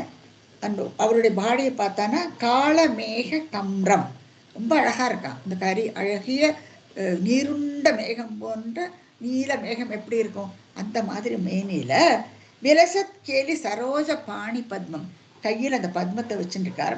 அப்புறம் ஹசிதோல்லசி தானனம் விபோ, குருவாயூரப்பனை பார்த்து பட்டத்தை சொல்ல, விபோ குருவாயூரப்பா ஹசிதோல்லசி, அதாவது சிரிக்கிறாராம், ஒரு ஸ்மைலோட வராரு பாருங்க. இதெல்லாம் எடிட் பண்றதாக்கு ரொம்ப கேர்ஃபுல்லா பாருங்க. இந்த மாதிரி பிக்சர்ஸ்லாம் it's very rare to get. Every picture is edited. So Rama பண்ணியிருக்காரு. ஸோ விலசத் கேலி சரோஜ பாணி பத்மம் அசிதோல்லசி தானனம், சிரிச்சுண்டு வராராம், சிரிச்சுண்டு வர. அசிதோல்லசி தானனம் விபோத்வம் அப்படின்ட்டு பட்ட தாங்கள் சிரிச்சு கொண்டு புஞ்சிரிப்போட வந்தீராமே. வபுரா வபுர ஆவிஷ்குருஷேஸ்மங்கிறார். அப்ப இந்த மாதிரி ஒரு அழகான ஒரு ரூபத்துல வராராம், கர்தமருக்கு முன்னால வந்து நிற்கிறார். இப்போ வந்து இன்னொன்னு இங்க பாருங்க, கர்தமர் முதல்ல பார்க்கறது கருடனை. அதனாலதான் ஸ்ரீமன் பட்டத்தில் இங்க என்ன எழுதியிருக்காருன்னா கருடோபரி, கருட உபரி, உபரின்னா மேல. சோ முதல்ல அவர் பார்க்கறது கருடன். கருடனை பார்த்துட்டு அப்படியே இந்த பார்வையை மேல போகும்போது மேல இருக்கார். அதனாலதான் இந்த ஸ்லோகம் எழுதும் பொழுது எப்படி எழுதுறாரு பாருங்க, எல்லாத்தையும் நம்ம ஆலோசிக்கணும். அவர் எழுதியிருக்கிறதுல ஒரு அர்த்தம் இருக்கு. ஸோ கருடோபரிங்கிறார். ஸோ கருடன் மேல அமர்ந்த, அப்போ பகவான் அப்புறம்தான் பார்க்கிறார் கர்தமர். முதல்ல அவர் பார்க்கறது கருடன், அதுக்கப்புறமா தான் அவர் பகவானை பார்க்கிறார். ஸோ கருடோபரி காளமேக கம்ரம் விலசத் கேலி சரோஜ பாணி பத்மம் அசிதோல்லச தானனம் விபோத்வம், சிரிச்சுன்னு இவ்வளோ அழகா இருந்தீராமே நீங்கள் அப்படின்ட்டு பட்டத்திரி. அப்போ இது எழுதுறது பார்த்தா பட்டத்திரிக்கு நிஜமாவே இந்த மாதிரி காமிச்சிருப்பாரோ என்னமோ அப்படின்னு நமக்கு தோன்றது. அவ்வளோ அழகா இருக்கு அவர் எழுதியிருக்கிறது. அப்புறம் வபுர அவிஷ்குருஷேஸ்ம கர்தமாய, இப்படியாக கர்தமருக்கு முன்னால வந்து நிற்கிறார் பகவான். ஸோ அவருக்கு எத்தனை சந்தோஷமா இருக்கும் இல்லையா? கர்தமருக்கு 10,000 வருஷம் தியானம் பண்றார். மனசுக்குள்ள அந்த ரூபத்தை வச்சு தியானம் பண்றார். மனசுக்குள்ள எந்த ரூபத்தை வச்சிருந்து அவர் தியானம் பண்ணினாரோ அந்த ரூபமே இப்போ தன் கண் முன்னால வந்து நிக்கிறது. அப்ப எப்படி இருக்கும்? ரொம்ப எக்ஸைட்டிங்கா இருக்கும் இல்லையா? இப்போ அவர் பார்க்கறாரு. இப்போ பார்த்துட்டு அவ்வளோ சந்தோஷப்பட்டு போயிடுறார் கர்தமர். இப்போ என்ன அடுத்து என்ன சொல்றார் பட்டத்ரி? ஸ்துவதே புலகாவ்ருதாய தஸ்மை மனுபுத்ரீம் தயிதாம் நவாபி புத்ரி கபிலம் ச சுதம் ஸ்வமேவ பశ్చాத் ஸ்வகதிம் சாப்யனுக்ருஹ்ய நிர்கதோ பூஹோ. ஸ்துவதே, உடனே அவர் வந்து பகவானை வந்து ஸ்தோத்திரம் சொல்லி தொடங்குகிறார் கர்தமர். ஏன்னா அவ்வளோ சந்தோஷம் அவருக்கு. இப்போ கருடன் மேலே உட்கார்ந்துட்டு அவர் பார்க்குறாரு, இறங்கி வராரு. இப்போ இறங்கி அவர் முன்னால வந்து நிற்கிறார். நின்ன உடனே அவருக்கு ரொம்ப சந்தோஷமாயிடுறது. ஸ்துதிக்க தொடங்குறார். இந்த ஸ்துதியெல்லாம் நீங்க பாகவத்தில் பார்த்துக்கோங்க, நிறைய ஸ்லோகங்கள் இருக்கும். பகவானை ஸ்துதிப்பார். ஒரு காலிலேருந்து தலையோடு ரொம்ப அழகா ஸ்துதிப்பார் பகவான். சுவதே புலகாவிரதாய, அவருக்கு அப்படி ஒரு புலகாங்கிதம், மயிர்கூச்சல் எடுக்கிறதா பகவானை பார்த்துட்டு அந்த மயிர்கூச்சல் எடுத்த உடனே பகவானை வந்து ஸ்துதிக்க தொடங்குறார். தஸ்மை. அப்போ அவரை பார்த்துட்டு பகவான் வந்து அனுகிரகம் பண்றாரு. இப்போ என்ன அனுகிரகம் பண்றாரு பாருங்க. 10,000 வருஷம் பண்ணின தவத்தோடைய பலன் அவருக்கு இமீடியட்டா கிடைக்கிறது. இவருடைய மனசுக்குள்ள இருக்கிற ஆசை என்ன, அதையும் இப்போ யோசிச்சு பார்த்துக்கணும் இல்லையா? இவர் துருகிணர், அதாவது அவருடைய தந்தை பிரம்மா என்ன சொல்லியிருக்கார்? நீயும் சிருஷ்டி காரியத்தை தொடங்கணும்னு சொல்லியிருக்கார். அப்போ அந்த சிருஷ்டி காரியம் தொடங்குறதுக்குள்ள ஆசையோட தான் அவர் தியானத்தில் இறங்கியிருக்கார். ஸோ அதை பூர்த்தி பண்ணணும் இல்லையா? அப்போ பகவான் அதை பூர்த்தி பண்றார். இப்போ பாருங்க, அந்த 10,000 வருஷத்தினுடைய தியானத்தினுடைய பலன் என்னன்னா, மனுபுத்ரி தயிதாம்ங்கிறார். மனுவுடைய புத்திரி உனக்கு மனைவியா வருவள்ங்கிறார். இவரோ ஒரு சன்னியாசியாட்ட உட்கார்ந்துட்டு தவம் பண்ணிட்டு இருக்கார். ஒரு லோன் ஃபாரஸ்ட் இல்லையா, லோன்லி பிளேஸ், அது யாருமே கிடையாது. இந்த சரஸ்வதி நதிக்கரையில தனியா உட்கார்ந்துட்டு தியானம் பண்ணிட்டு இருக்கார். ஸோ ஜஸ்ட் இமேஜின் பண்ணி பாருங்க, இவருடைய 10,000 வருஷம்னா வயசும் ஆயிருக்கும் இல்லையா? அத்தனை வயசு கூடியாச்சு இவருக்கு. அப்ப அந்த கூடின வயசு கழுண்டு தட்டியாச்சு. சம்சாரத்துல எந்த விதமான பற்றும் இருக்காது. ஆனா ஆசை இருக்கு, ஆசை இருக்கு அவருக்கு. சர்க்கவருத்தி பண்ணணுங்கிற ஆசை இருக்கு. ஏன்னா பிரம்மா ஆக்ஞையிட்டு இருக்கார், நீ அதை பண்ணணும்னு சொல்லியிருக்கார். அதனாலதான் தியானம் பண்றாரு அவர். அப்போ பகவான் என்ன பண்ண அனுகிரகம் பண்றாருன்னா, உனக்கு மனுபுத்திரி உனக்கு வந்து மனைவியா வருவள்கிறார்.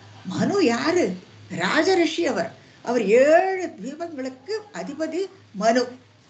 அந்த ராஜரிஷி இவர் எங்க இருக்கார்? ஒரு ஃபாரஸ்ட்ல உட்கார்ந்து தியானம் பண்ணிட்டு இருக்கார் இல்லையா? அவர் இருக்கிற இடம் இவர் மாகிஷ்மதிங்கிற இடத்துல அவர் இருக்கார். இங்க வந்து ஒரு சரஸ்வதி நதி கரையில உட்கார்ந்து இவர் தியானம் பண்ணிட்டு இருக்கார். இப்போ பகவான் அனுகிரகம் பண்றார். அவளுடைய புத்திரி வந்து உனக்கு மனைவியா வருவள். அவதான் தேவஹூதி. புத்திரி தயிதா, அதோட கூட நவாபி புத்திரி, உனக்கு 2 பேருக்குமே 9 பெண்களும் பிறக்கும்ங்கிறார் அவர். மனுவுடைய பெண்ணு உனக்கு மனைவி, உனக்கு நவாபி புத்திரி, உனக்கு 9 பெண் குழந்தைகளும் பிறக்கும். இன்னொரு எத்தனை பெரிய அனுகிரகம் பாருங்க. அடுத்து என்ன சொல்றார்? கபிலம் ச சுதம் ஸ்வமேவ பశ్చాத். கபிலம், கபிலன்கிற பேர்ல நானே உனக்கு குழந்தையா பிறப்பேன்கிறார். இதுக்கு மேல என்ன வேணும் இல்லையா? கபிலம் ச சுதம் ஸ்வமேவ பశ్చాத் ஸ்வகதிம் சாப்யனுக்ருஹ்ய ஸ்வகதிம் ச அபி அனுக்ருஹ்ய நிர்கதः அபூஹு. அப்படி பிரிச்சுக்கணும். அப்புறம் என்ன சொல்றாருன்னா, உனக்கு நானே உனக்கு பிள்ளையா பிறப்பேன். கபிலம் ச சுதம், சுதம்னா பிள்ளை. ஸ்வமேவ நானே பశ్చాத் பிறப்பேன். அதுக்கப்புறமா ஸ்வகத்தியம், அதுக்கப்புறம் உனக்கு புண்ணியகதி கிடைக்கும், உனக்கு மோட்சம் கிடைக்குங்கிற. அதுக்கப்புறமா தான் ஸ்வகத்தியம் ச அபி எல்லாம் வரிசையா சொல்றாரு பாருங்க. மறுபுத்திரி உனக்கு மனைவி, அதோட உனக்கு 9 பெண் குழந்தைகள் பிறக்கும். ஸ்வயம் நானே உனக்கு பிள்ளையா, கபிலன்கிற பேர்ல பிள்ளையா பிறப்பேன். அதுக்கப்புறமா உனக்கு மோட்சமும் கிடைக்கும்னு சொல்றாரு. ஸோ ஸ்வகத்தியம் ச அப்படி அனுகிரஹ்ய, அனுகிரகம் பண்ணிட்டு நிர்கதः அபூ, மறைஞ்சு போயிடுறார் பகவான். அப்போ அவர் தியானத்தினுடைய மகிமை எப்படி இருக்கணும் பாருங்க இல்லையா? அந்த மாதிரி விடாத தியானம் பண்ணி அதே பகவான் பிரத்யட்சமாயி அவர் அனுகிரகம் பண்ணி விடுறார். அப்போ அனுகிரகம் என்னெல்லாம் அவருக்கு கிடைக்கிறதுங்கிறத நம்ம இதில் இந்த லிஸ்ட்ல நம்ம பார்க்கலாம். அடுத்து என்னன்னா சமனோஷத ரூபய महिष्या गुणवद्या सुतया च देवहूत्या भवतीरित नारदोपदिष्ट समगात्कर्तमघाति समगात्कर्तममागति प्रतीक्षोம். இப்போ என்ன, பகவான் அனுகிரகம் பண்ணிட்டு போயாச்சு. இப்போ இவர் ஆன்டிசிபேட் பண்ணிட்டு உட்கார்ந்துட்டு இருக்கார். என்னெல்லாம் சொல்லியிருக்கார் அவர்? மனுபுத்திரி, ஸோ மனு வரணும், அவள் புத்திரியை கூட்டின்னு வரணும், விவாகமாகணும், அதுக்கப்புறமா பரிச்சை குழந்தை, அதெல்லாம் அப்புறமா நடக்கும். ஸோ அதை எதிர்நோக்கிண்டு இவர் உட்கார்ந்துட்டு இருக்கார். அவர் ச மனு, அந்த மனு சதரூபையா அவருடைய மனைவி இல்லையா, மனு சதரூபை. இவா ரெண்டு பேரும் பிரம்மாவுடைய சிருஷ்டி. அவ ரெண்டு பேரும் அவ மகிஷ்யா, சதரூபையார் பட்ட மகிஷி. ஏன்னா மனு 7 தீபங்களுக்கு அதிபதி. அவர் ராஜ ரிஷி. அவர் ராஜா, அதே சமயத்துல ரிஷி. உங்களுக்கு நான் ஏற்கனவே சொல்லியிருக்கேன், பிரம்ம ரிஷி, ராஜ ரிஷி, தேவ ரிஷி, இந்த மாதிரி 3 கேட்டகரிஸ் உண்டு ரிஷியில். 3 நான் உங்களுக்கு ஏற்கனவே சொல்லியிருக்கேன். இவர் ராஜ ரிஷி, ஜனகர் ராஜ ரிஷி.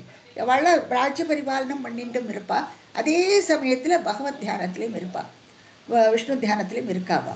ஸோ அதனால அவளை ராஜரிஷின்னு சொல்லுவா. அவளெல்லாம் அப்பேற்பட்டவர் மனு சதரூபையா, தன்னுடைய மனைவி சதரூபை மகிஷி, அவதான் பட்ட மகிஷி. அவ கூட குணவத்தியா சுதையா, குணவதியான பொண்ணு, சுதையான பொண்ணு. ச தேவஹூத்தியா, தேவஹூத்திங்கிற பொண்ணு. அந்த பொண்ணு 3 பேருமா இப்போ வரணும் இல்லையா, அவ 3 பேரும். இப்போ அவளுக்கு எப்படி தெரியும் பகவான் இவாளுக்கு அனுகிரகம், கர்தமருக்கு அனுகிரகம் பண்ணியிருக்காருன்னுட்டு? அடுத்து என்ன சொல்றாரு? பவதீரித நாரதோபதிஷ்ட.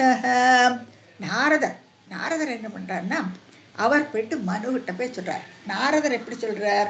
பகவானுடைய பிரேரணை. பகவான் இவரை தூது அனுப்புறார். பகவான் நாரதர்கிட்ட சொல்லி, நீ மனுகிட்ட போய் சொல்லணும், நீ மனுகிட்ட சொல்லி அவளுடைய புத்திரிய கர்தமருக்கு கல்யாணம் பண்ணி கொடுக்கணும். இது எல்லாத்தையும் நாரதர் மூலமா பகவான் மனுவுக்கு தெரிவிக்கிறார். அதுதான் இந்த ஸ்லோகத்துல எல்லாம் எத்தனை விஷயங்கள் ஒரு சின்ன ஸ்லோகத்துல சொல்லி விடுறா பாருங்க. ஸோ பவத் ஈரித்தன பகவான் சொன்ன பவத் ஈரித நாரதோபதிஷ்ட. நாரதர் அவர்கிட்ட சொல்றாராம், மனுகிட்ட போயிட்டு சொல்றாரு. மனு உட்கார்ந்துட்டு இருக்கார், நாரதர் அங்க போயிட்டு சொல்றார், இந்த மாதிரி நீ போகணும், அங்க கர்தரை மீட் பண்ண, எல்லாம் அவர் சொல்றார், எல்லா விஷயங்களையும் சொல்றார். பவதீரித நாரதோபதிஷ்ட சமகாத் கர்தமமாகதி பிரதீட்சம். ஸோ இது அங்கேயும் போயாச்சு நியூஸ். இப்போ பகவானுக்கு அனுகிரகம் பண்ணியாச்சு. அப்போ இவர் காத்துன்னு இருக்காராம் இல்லையா. இப்போ கர்தமர் சரஸ்வதி நதி கரையில உட்கார்ந்துட்டு இவாளுடைய வரவை எதிர்நோக்கி காத்துன்னு இருக்கார் கர்தமர். அது வரைக்கும் இந்த ஸ்லோகத்துல நம்ம பார்க்கிறோம். நீ அடுத்து என்ன நடக்கிறதுன்னா, மனுனோபஹிருதாம் ச தேவஹூதீம் தருணீம் ரத்னமவாப்ய கர்தமாசோ பவதர்ச்சன நிர்வதோபி தஸ்யாம் திருட சுஷ்ரூஷணயா ததௌ பிரசாதம். இங்க என்ன பண்றாங்கன்னா, இப்போ அடுத்த விஷயம் நடக்கிறது. இவர் எதிர்பார்த்துட்டு இருக்கார். இப்போ இவ எல்லாருமா தங்க ரதத்துல வரா. இங்க பாருங்க, இந்த ப்ரீவியஸ் பிக்சர்ல பார்க்குற அதே மாதிரி எதிர்பார்த்த மாதிரியே தங்க ரதத்துல வராராம். ஏன்னா அவர் மனு ராஜரிஷி, ராஜர் இல்லையா, அவர் ராஜன், அவர் 14 தீபங்களுக்கு அதிபதி. அப்போ அவர் எப்படி இருப்பார் அவர்? அப்போ அந்த மாதிரி பட்ட மகிஷி சதரூபையோட கூட தன் பொண்ணையும் கூட்டிட்டு வராருவர். ஸோ மனுனோ அபகிருதாம்ச தேவகூதி. இப்போ இந்த தேவகூதியை இவர் இவருக்கு கிடைக்கிறார் இல்லையா. தேவகூதி இவருக்கு மனைவியா அமையறா. அவள் எப்பேற்பட்டவள்? தருணிம். அடுத்த பிக்சர்ல நீங்க பார்க்கலாம், என்னுடைய கண்டினியூஷன்ல நீங்க பார்க்கலாம். தருணிம் ரத்னமவாப்பிய கர்தமாசம். ரொம்ப அழகா எடிட் பண்ணியிருக்கா. கற்பகம் பாருங்க, என்ன அழகா பண்ணியிருக்கா பாருங்க. இப்போ இவ 2 பேரையும் பார்த்தீங்கன்னா கல்யாணம் பண்ணி கொடுக்குறார். அதாவது மனுவிடமிருந்து அபகிருதாம்னா அவளிடம் கிடைக்கிறார் தேவகூதி. யாருக்கு? கர்தமருக்கு. ஸோ அவ 2 பேருக்கும் கல்யாணம் பண்ணி கொடுக்குறார். இப்போ இங்க பாருங்க, இங்க இவாளோ இது 7 தீபங்களுக்கு அதிபதி மனு. ஆனா இவ வந்திருக்கிற இடமோ சரஸ்வதி நதி தீரத்துக்கு பக்கத்துல ஒரு காட்டு பகுதியில வந்திருக்காங்க. நாரதர் சொன்னதும் பேர்ல அவர் அந்த அந்த வார்த்தையை கேட்டுண்டு இவா எல்லாருமா தங்கத்தேர்ல ஏறி தன்னுடைய பொண்ணையும் கூட்டிக்கிண்டு இந்த காட்டுக்கு வரார் மனு. வந்துட்டு தன் பொண்ணை கல்யாணம் பண்ணி கொடுக்குறார் பாருங்க. எந்த ஆடம்பரம் எதுவுமே இல்லை, ஆடம்பரமே இல்லாம அந்த வனப்பிரதேசத்துல பொண்ணுக்கு கல்யாணம் பண்ணி கொடுக்குறார். ஏன்னா இவர் கர்தவர் சொல்லி விடுறார், இந்த கல்யாணம் பெரிய தடபுடல் அப்படிலாம் வேண்டாம், பிரம்ம விதிப்படி பிராம விவாகம்னு சொல்லுவா. விவாகத்துல 8 விதிகள் உண்டு, 8 முறைகள் உண்டு. அது நீங்க பாகவதத்துல பார்க்கலாம். அது பிராம விவாகம்னு ஒன்று சொல்லுவா, பிராமணர் இல்லையா அவர். ஸோ அந்த மாதிரி விவாகம் பண்ணணும். அதுல இன்னொரு அதர் டைப்ஸ் எல்லாம் இருக்கும், தெய்வம், ஆர்ஷம், பிரஜாபத்தியம், ஆசுரம், காந்தர்வம், ராட்சசம், பைசாசம். இதெல்லாம் different types of marriages.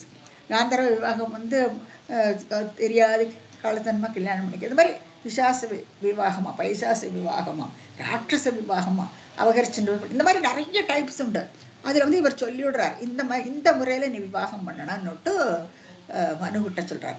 So அதே இடத்துல கல்யாணம் பண்ணி விடுறாங்க. அதுக்குன்னுட்டு மறுபடியும் தன்னுடைய நாட்டுக்கு கல்யாணம் பண்ணி கொடுத்து அங்கேயே கல்யாணம் பண்ணி பொண்ணை அங்கேயே விட்டுட்டு வந்துடுவார். இப்போ எத்தனை கஷ்டம் இல்லையா, அவளுடைய குழந்தையவள் தேவகூதி. மனுவுக்கு 2 பிள்ளைகள், உத்தானபாதன், அதெல்லாம் நம்ம பின்னால பார்ப்போம். ஆகூதி, பிரசூதி, தேவகூத்தின்னு 3 பொண்கள். ஆகூதி என்பது ருச்சிக்கு கல்யாணம், தேவகூதி கர்தமருக்கு, பிரசூதி தட்ச பிரஜாபதிக்கு. இப்படியாக இது மாதிரி சிருஷ்டி போயிட்டே இருக்கும். ஸோ இதெல்லாம் நம்ம பின்னால பார்ப்போம். நம்ம அடுத்தடுத்த தசகத்தில் வரும். இப்போ தேவகூதியை கர்தமருக்கு கல்யாணம் பண்ணி கொடுக்குறாரு. இப்போ இங்கே இமேஜின் பண்ணி பாருங்க, எவ்வளோ பெரிய அதிபதி அவர் கூட இறங்கி என்ன அழகா, அதுவும் இப்படி வயசான கிழவர். இப்போ தேவகூதி எப்படி இருக்க பாருங்க, அவ்வளோ ஒரு சின்ன பொண்ணு இல்லையா. அப்படி தேவகூதி அப்படி ரத்னம் மாதிரி இருக்கணும். அதுதான் சொல்றார், தருணேம் ரத்னம் அவாப்பிய, ரத்னமே கிடைச்சுதான் கருதம் இருக்கு. அவரோ ஒரு கழுடு இல்லையா, 10,000 வருஷம் தவம் இருந்திருக்காருன்னு அவர் எப்படி இருப்பாரு, எல்லும் பொறுமா இருப்பவர். அப்பேற்பட்ட ஒரு தவசிக்கு தன்னுடைய பொண்ணை கல்யாணம் பண்ணிக்கிறார். அவ்வளோ ஒரு அழகு ஸ்வரூபம் அவள். தருணே ரத்னம் அவாப்பிய கர்தம அசௌ, அவருக்கு இப்படி கல்யாணம் பண்ணி கொடுக்குறாரு. ஆனா தேவகூதியும் அதை அக்செப்ட் பண்ணிட்டு கல்யாணம் பண்ணிக்கிறான். என்னன்னா நாரதர் இவருடைய குணங்கள், இவர் எப்பேற்பட்டவர்ங்கிறத எல்லாத்தையும் சொல்றான். இப்போ தேவகூதியும் கேட்டுன்னு இருக்கா இல்லையா. அப்பவே கர்தமரை தன்னுடைய கணவரை டிசைட் பண்ணி விடுறாளாம் தேவகூதி.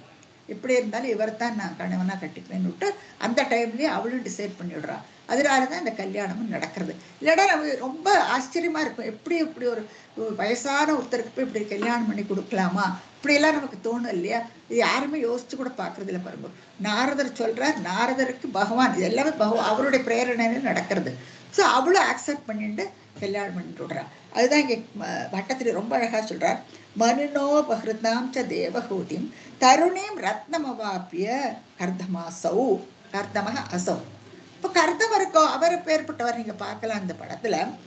பவதர்ச்சன நிவர்த்தோப்பிங்கிறார், நிவர்த்தக அப்பி, எப்ப பாரு இவருக்கு பகவத் தியானம் தான். அதுதானே அவர் பண்ணிட்டு இருக்காரு இல்லையா. 10,000 வருஷம் விஷ்ணு தியானத்திலேயே இருக்கார் அவர். இப்ப பகவான உள்ளேயும் பார்த்தாச்சு, வெளியிலையும் பார்த்தாச்சு. இப்ப அதை விட்டு இந்த சின்ன சுகங்களுக்கெல்லாம் வரத்துக்கு பிடிக்குமோ. ஆனா பிரம்மாச்சந்திர மாதிரி சிருஷ்டியில இறங்கவும் வேணும், அந்த ஆசையும் இருக்கு. ஆனா பகவான் உள்ளேயும் வெளியிலையும் பார்த்த பின்ன அந்த சுகத்தை அனுபவிச்சாச்சுன்னா சம்சாரத்துல எவ்வளவு பற்று இருக்கும் உங்களுக்கு, சம்சாரத்துல துளி கூட பற்றே இருக்காது. அப்படி இருந்துட்டும் கூட அதுதான் இங்க சொல்றார், பவதர்ச்சன நிவ்ருதோபி தஸ்யாம் திருட, அவருக்கு அதாவது தஸ்யாம்னா கர்தம் இருக்கு, திருட சுஷ்ரூஷணயாததௌ பிரசாதம், திருடமாக தன்னுடைய மனசை அப்படியே திருடப்படுத்திட்டு அழகான அந்த தேவகூதி கர்தவருக்கு பணிவிட பண்றாளாம். பார்வதி பரமேஸ்வரன், பார்வதி எப்படி பரமேஸ்வரனுக்கு பணிவிடை பண்ணினாலோ அந்த மாதிரி பண்றாங்க இல்லையா. நீங்க அந்த கதையெல்லாம் உங்களுக்கு தெரியும். அவர் தியானத்துல ஒரு சிவபெருமான் கண்ணை மூடியாச்சுன்னா அப்புறம் திறக்க மாட்டார். அப்போ அவர் கண்ணை மூடின்னு அவர் தியானத்துல இறங்கியாச்சு, எல்லா உலகமே ஸ்தம்பிச்சு போயாச்சு. பார்வதி இப்படி சுசுரூஷம் பண்ணிட்டு இருக்கா, அந்த பார்க்கவே மாட்டார், கண்ணை திறந்து பார்க்கவே மாட்டார் அவர். அப்போதான் தெய்வாதிகள் எல்லாம் இப்படி இருந்தாலும் சரிப்படாதுன்ட்டு மன்மதனை ஏவரா. இப்போ மன்மதன் என்ன பண்ணான்னா தன்னுடைய பானத்தை விட்டோன்னே கண்ணை முழிப்புறாங்க. கண்ணை முழிச்சா இதற்கு பார்வதியை பார்க்குற அழகு ஸ்வரூபமா பார்வதி நின்றுட்டு சுசுரூஷம் பண்ணிட்டு இருக்கா. உடனே கோபம் வர்றது சிவபெருமானுக்கு நெத்திக்கண்ணால மன்மதனை எரிச்சு விடுறார், நீ என்னோட நிஷ்டையை கலைச்சியன்னுட்டு. அதனாலதான் மன்மதனுக்கு உருவமே கிடையாது, ஏன்னா அவர் எரிச்சு விடுறார். அவரை சிவபெருமானுக்கு ஸ்மராரேன்னு ஒரு பேரும் உண்டு, ஏன்னா மன்மதனை எரிச்சவர் அவர்னுட்டு. இதெல்லாம் சிவானந்த லஹரியில உங்களுக்கு சொல்லியிருக்கேன். ஸோ அந்த மாதிரி தேவகூதியும் கர்தமருக்கு பணிவிட பண்றானாம். அவரோ எப்பப்பாரு தியானத்துல உட்கார்ந்து ஆழ்ந்து போயிருப்பான். அப்போ அந்த தியானத்துல இருக்கும் பொழுது பார்வதி எப்படி பரமேஸ்வரனுக்கு சிசுரூஷம் பண்ணினாலோ அந்த மாதிரி தேவகூதியும் திருடமாக அவருக்கு என்ன வேணுமோ அந்த மாதிரி இமேஜின் பண்ணி பாருங்க. அவ்வளோ தீபத்துல அவ்வளவு ராஜாங்கமா இருக்கப்பட்டவள் இல்லையா? அப்பேற்பட்ட லைஃப்ல இருந்து இப்படி ஒரு வனாந்திர பிரதேசத்துக்கு வந்துட்டு இந்த மாதிரி ஒரு கிழட்டு தவசிக்கு இந்த மாதிரி பண்ணணும்னா அன்இமேஜினபிள் இல்லையா? இந்த மாதிரி சிச்சுவேஷன்ஸ் எல்லாம் எப்படி நடந்திருப்பாருங்க அந்த காலத்துல. ஸோ அப்படி இருந்துட்டும் கூட திருடசூஸ்ரூஷணையா ததோ, அப்போ அந்த மாதிரி பண்ணினத்தினால பிரசாதம். அப்போ கர்தவர் என்ன நினைக்கிறாங்கன்னா, கண்டிப்பா இவ்வளவு நம்ம அனுகிரகம் பண்ணணும். பாருங்க, இவர் எல்லும் போலுமா எப்படி இருக்கார், அவர் கழட்டு மனுஷனா இருக்கார் கர்தவர். இவ்வளோ எத்தனை அழகா இருக்கா.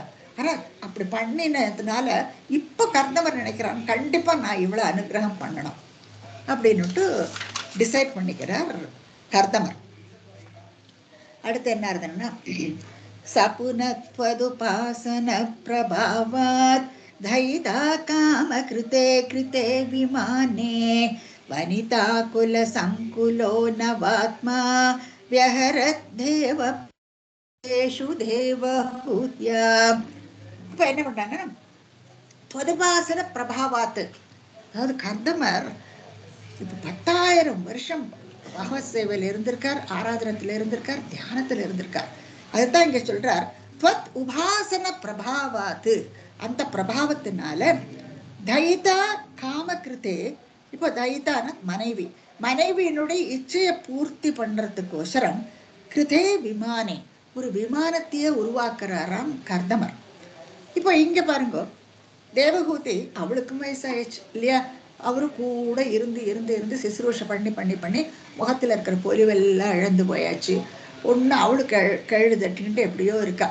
ஏன்னா அதுலேயே ஒரே ஒரு வேலை தான், இவருக்கு சிசுரூஷம் பண்ணிட்டு அதையே அந்த தியானத்தை பார்த்துட்டு அதுக்குள்ள காரியங்கள் எல்லாம் பண்ணிட்டு இருக்கா. அப்போ அந்த மாதிரி ஸ்டேஜ்ல இவ்வளோ அந்த அந்த நிலைக்கு வந்தாச்சு தேவகூதி. ஆனா இப்போ இவளுடைய இச்சை என்ன, இவளுக்கு எப்படியான சம்சாரத்துல இருந்து குழந்தைகள் எல்லாம் எல்லாரும் போல குழந்தைகள் எல்லாம் பெற்றுக்கணும்னுட்டு ஆசை இருக்காதா என்ன? அப்போ அது அவளுடைய அந்த இச்சையை பூர்த்தி பண்ணணும். அதே மாதிரி இவருக்கு ஆகியம் இருக்கு, பிரம்மா ஆகியம் சொல்லிட்டு இருக்காரு இல்லையா? அந்த ஆகியம் பூர்த்தி பண்ணிட்டாமா.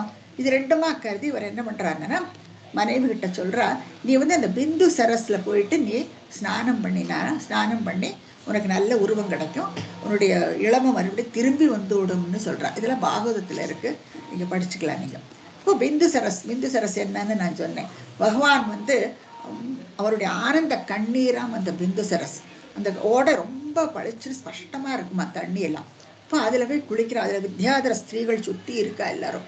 அவ எல்லாருமா அவளை குளிப்பாட்டி அவளை அலங்காரம் பண்ணி அப்புறம் பழைய பொலிவோட இருக்கா பாருங்க. இப்போ எப்படி முதல்ல எவ்வளோ எப்படி இருந்தாலும் அதுல இருந்து மாறி இப்போ சம்சாரத்துக்கு வரணும் இல்லையா? அப்போ அதுக்கேத்த மாதிரி அந்த பொலி விடுறது இப்போ தேவகூதிக்கு.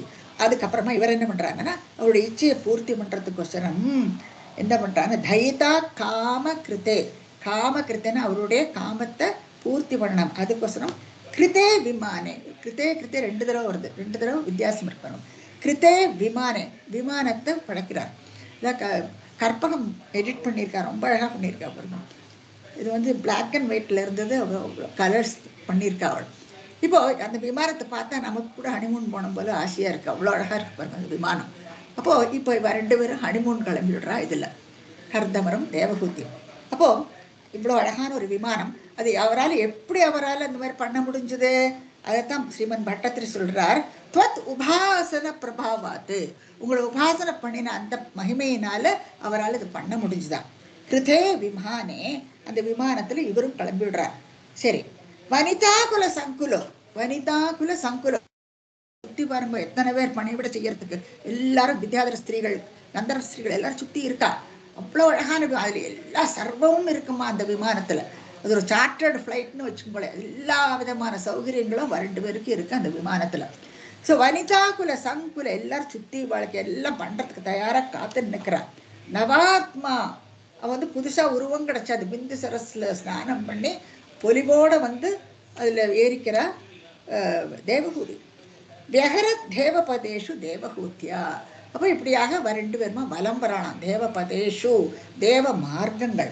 இதுல வந்து நிறைய இந்த நந்தவனங்கள் எல்லாம் இருக்கும் இல்லையா, வைஸ்ரம்யம், சுரசகம், நந்தனம், புஷ்பபத்ரகம், இந்த மாதிரி நிறைய சொர்க்கத்துல வந்து நிறைய நந்தவனங்கள் உண்டு. அந்த நந்தவனத்துல எல்லாம் சுத்தராளா இவ ரெண்டு பேருமா. இப்போ இவ பிந்து சரஸ்ல குளிச்சு தன்னுடைய இளமையை கொண்டு வந்துட்டா. அதே மாதிரி கர்தவர் இப்ப எல்லாம் கோரமா இருக்காரு இல்லையா, அவரும் வயசாயாச்சு அவருக்கும். இப்ப அவரும் தன்னுடைய உருவத்தை மாத்திக்கிறார். எல்லாமே பகவானுடைய அந்த அனுகிரகமா இருக்கு. ஸோ இந்த பகவானுடைய அனுகிரகத்துல அவரும் தன்னுடைய உருவத்தை மாத்தி விடுகிறான். ஏன்னா அந்த அப்பதானே அந்த மகிழ்ச்சி, அந்த இது உடலுறவு, அதனால இந்த குழந்தைகள் எல்லாம் நல்லா பிறக்கும்.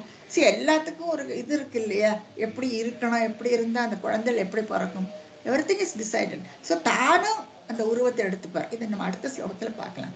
ஸோ அப்படியாக இப்போ இவ ரெண்டு பேருமா கிளம்பி விடுறான். அப்போ அந்த எல்லா சொர்க்கத்துல இருக்கிற எல்லா நந்தவனத்திலையும் சுத்துறாங்க. அதாவது என்வாயர்மெண்ட் நல்ல ஹாப்பி என்வாயர்மெண்ட், அந்த சந்தோஷ சூழ்நிலையில குழந்தைகள் எல்லாம் பெத்துப்பாவா.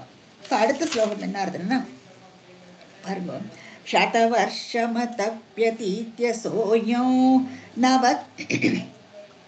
नवकन्या समवाप्य धन्यरूपा वनयानसमुद्योऽपि कान्ता हितकृत्वज्जननो सुखो न्यवासीत्. சதவர்ஷம் 100 வருஷங்களாம். 100 வருஷங்கள் வியதீத்திய கடந்து போயாச்சு. அப்போ இமேஜின் பண்ண 100 வருஷங்கள் இந்த தேன்நிலவு அவள் வந்து எல்லா நந்தவனத்தையும் சுற்றி சுற்றி ரொம்ப சந்தோஷமா தன்னுடைய நாட்கள் எல்லாம் கழிக்கிறார்.